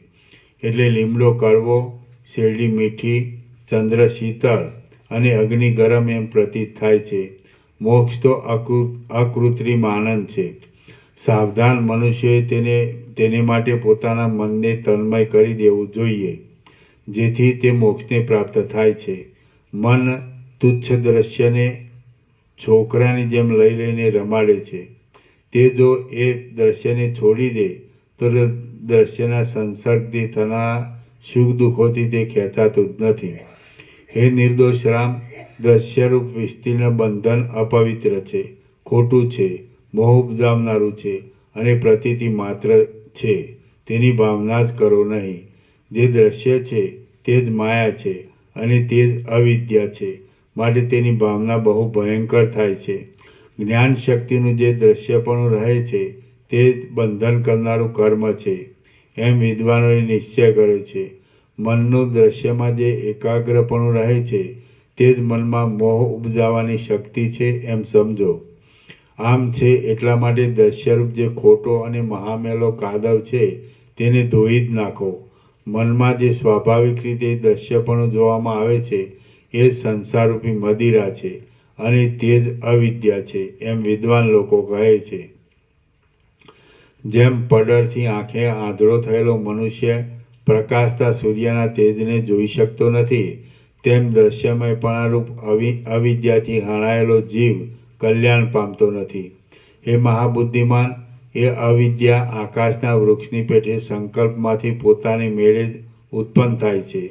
તે ભાવનાનો નાશ કરવાનું સાધન કેવળ સંકલ્પનો ત્યાગ જ છે. દ્વૈતની ભાવના ક્ષીણ થાય છે તો સદવિચાર પોતાની મેળે જ પ્રફુલ્લિત થાય છે અને એ સદવિચારથી કોઈ પણ પદાર્થોમાં આસક્તિ રહેતી નથી. અસત્ય વિચાર નાશ પામે અને સત્ય વિચાર પ્રાપ્ત થાય તો નિર્વિકલ્પ ચૈતન્ય અને નિર્મળ સ્વરૂપ તે બ્રહ્મની પ્રાપ્તિ થાય છે. આત્માની અંદર જગત, માયા, વિષજન્ય સુખ કે દુઃખ કાંઈ પણ જોવામાં આવતું નથી. વિષય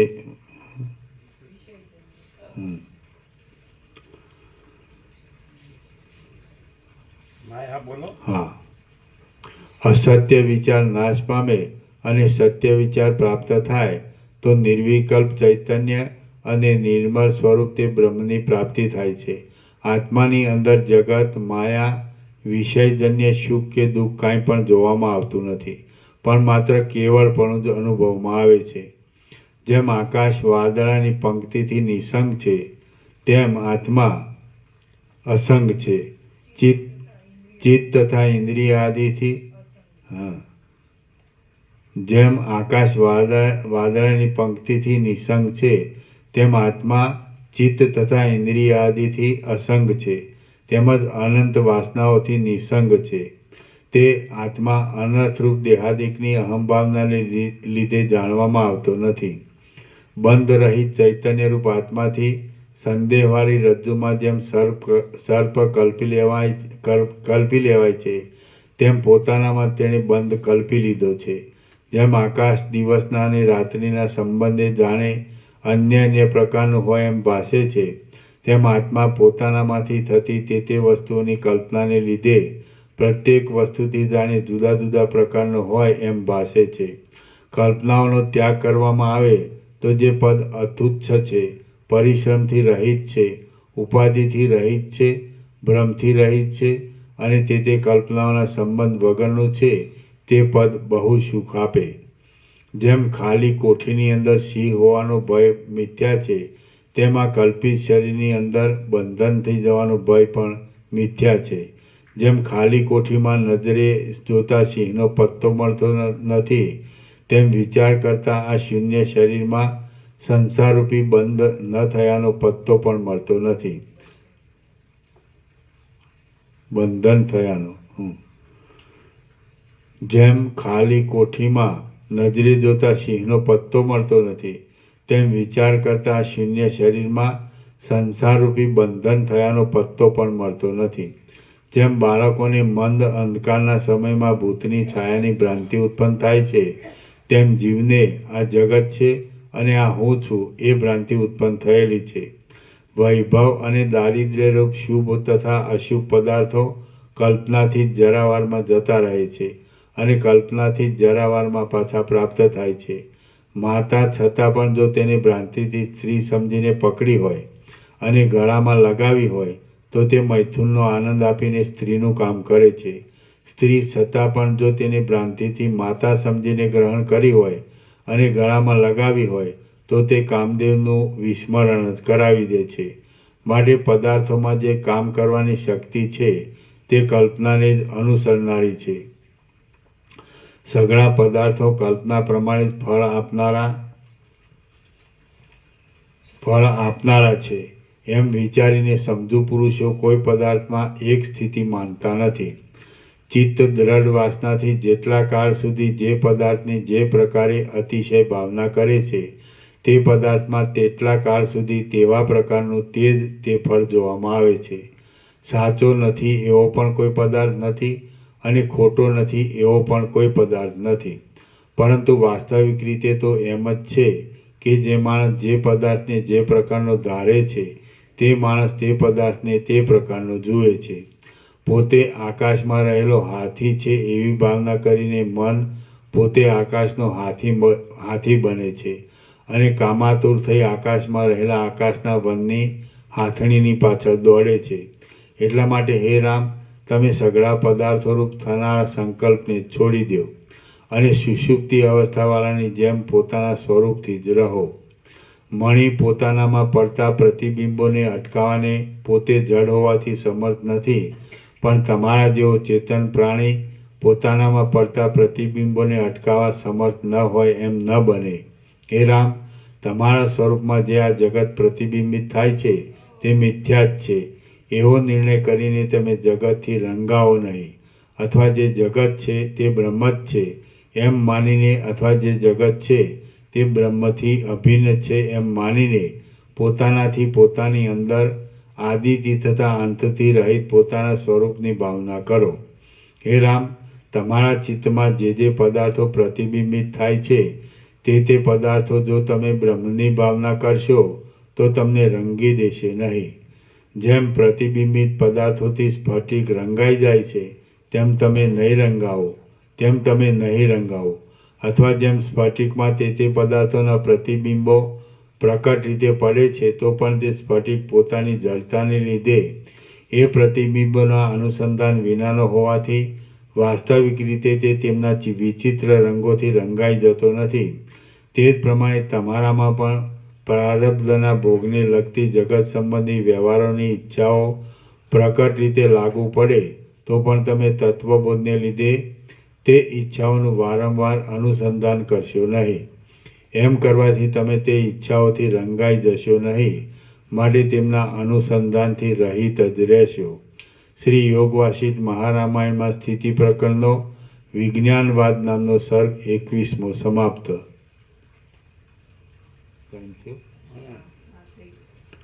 ઓમ ઓમ ઓમ. આનંદ નંબર 444. પ્રસાદ આપી દે.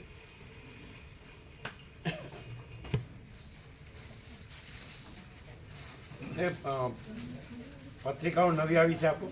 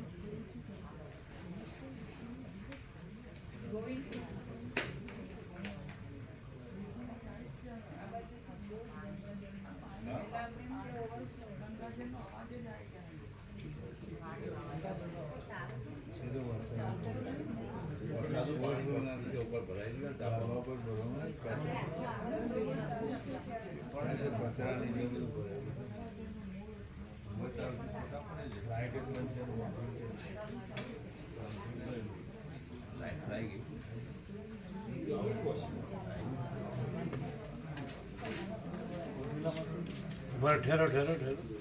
તમારે કેટલી લેવી છે? નવી પત્રિકા છે.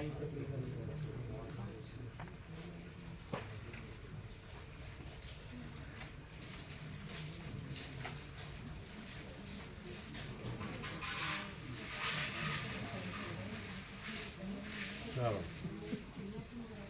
હવે નવા આવ્યા હોય ને જેને આપીએ છીએ.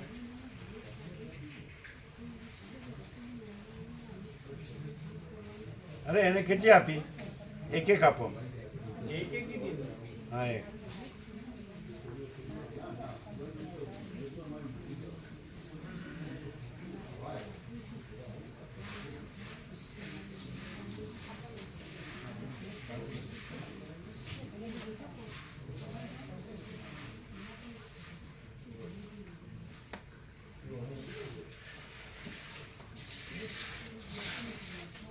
તમારે કેટલી પત્રિકા લખી છે? નવી આવી છે? લીધી 11 લીધી. લીધી ને?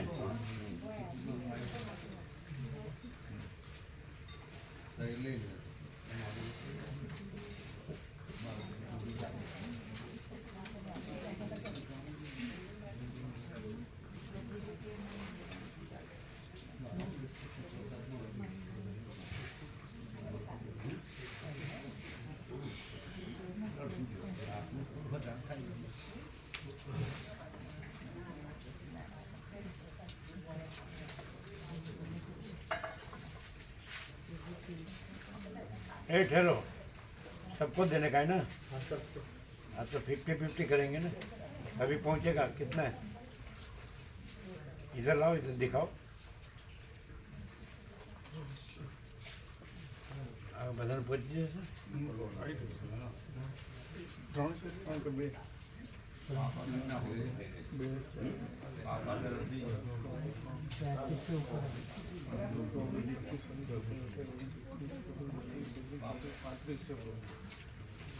પાંત્રીસ જણા હશે.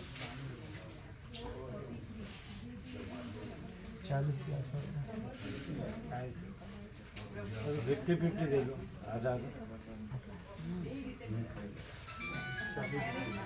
40 આધા અડધીથી આપે ને, અડધા પછી આગળ અપાય ને.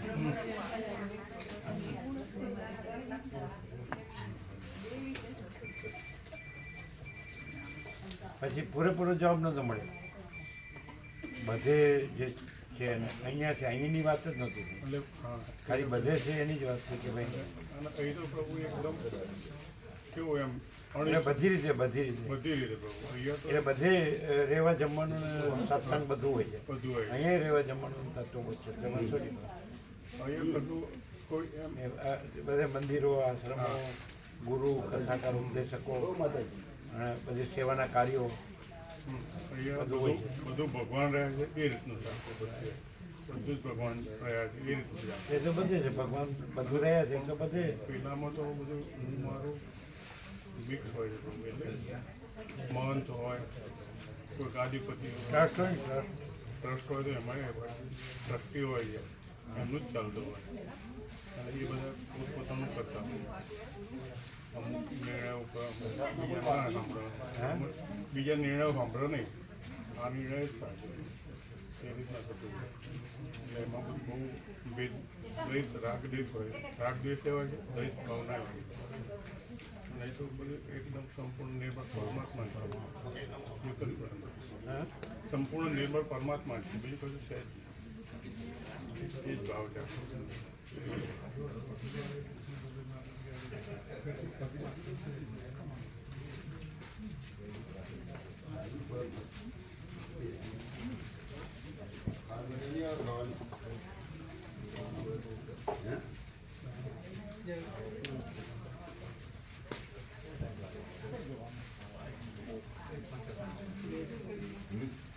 કેમ છે? આનંદ મંગળ બાળકો બાળકો પર બધા 250 કરવાનો છે. 250. એ પ્રહલાદ પ્રો આવો તમે.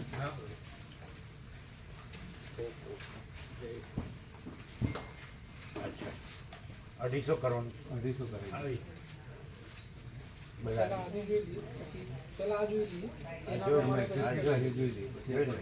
હા.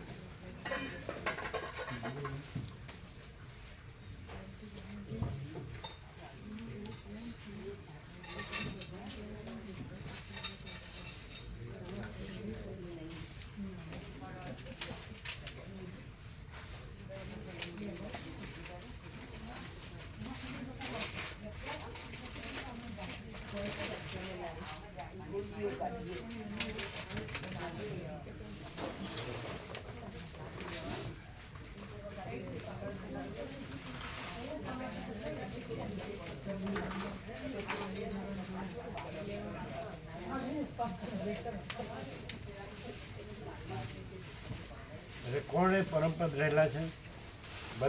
ભલે બધી અવસ્થા હોય, જાગ્રત, સ્વપ્ન, સુષુપ્તિ રહેલા, પણ કોણ એ રહેલા છે અને કોણ નથી રહેલા?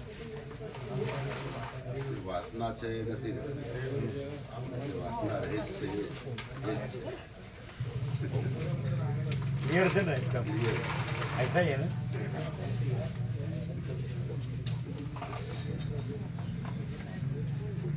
કેવું છે એ છે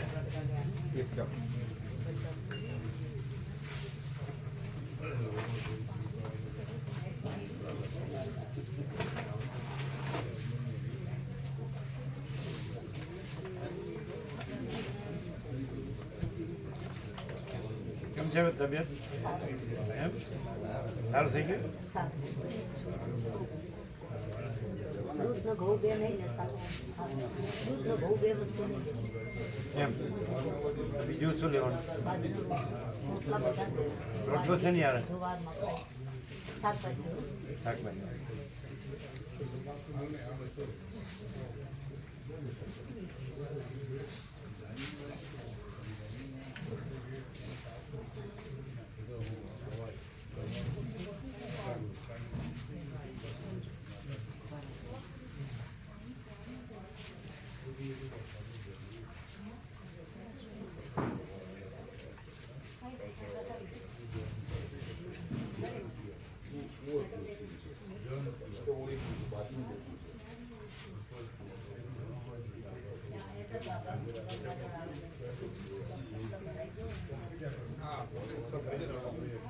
કેવો લાભ મળે છે બધા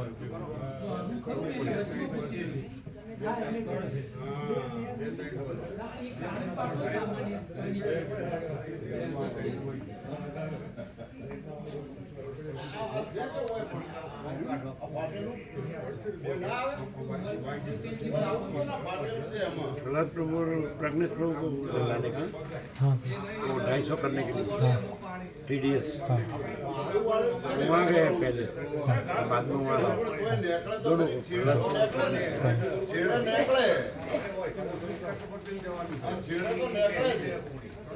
છેડે ચમ ના નીકળે છેડે તો નીકળે કે હોય તો નીકળે જ છે આરામ હોય તો આમ ના નીકળે. હોય તો આ બાજુ વધતા નીકળે તો પેલી બાજુ નીકળે નીકળે તો ખરી જ કે ઓયથી લેતા લેતા હેડો પેલી બાજુ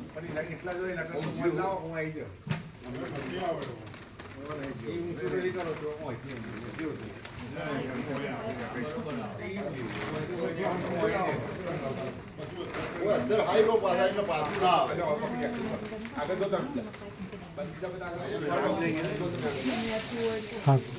જો જાય हाँ डाक देंगे खुला ना है હેડો લાઈન સર હેડ્યા જો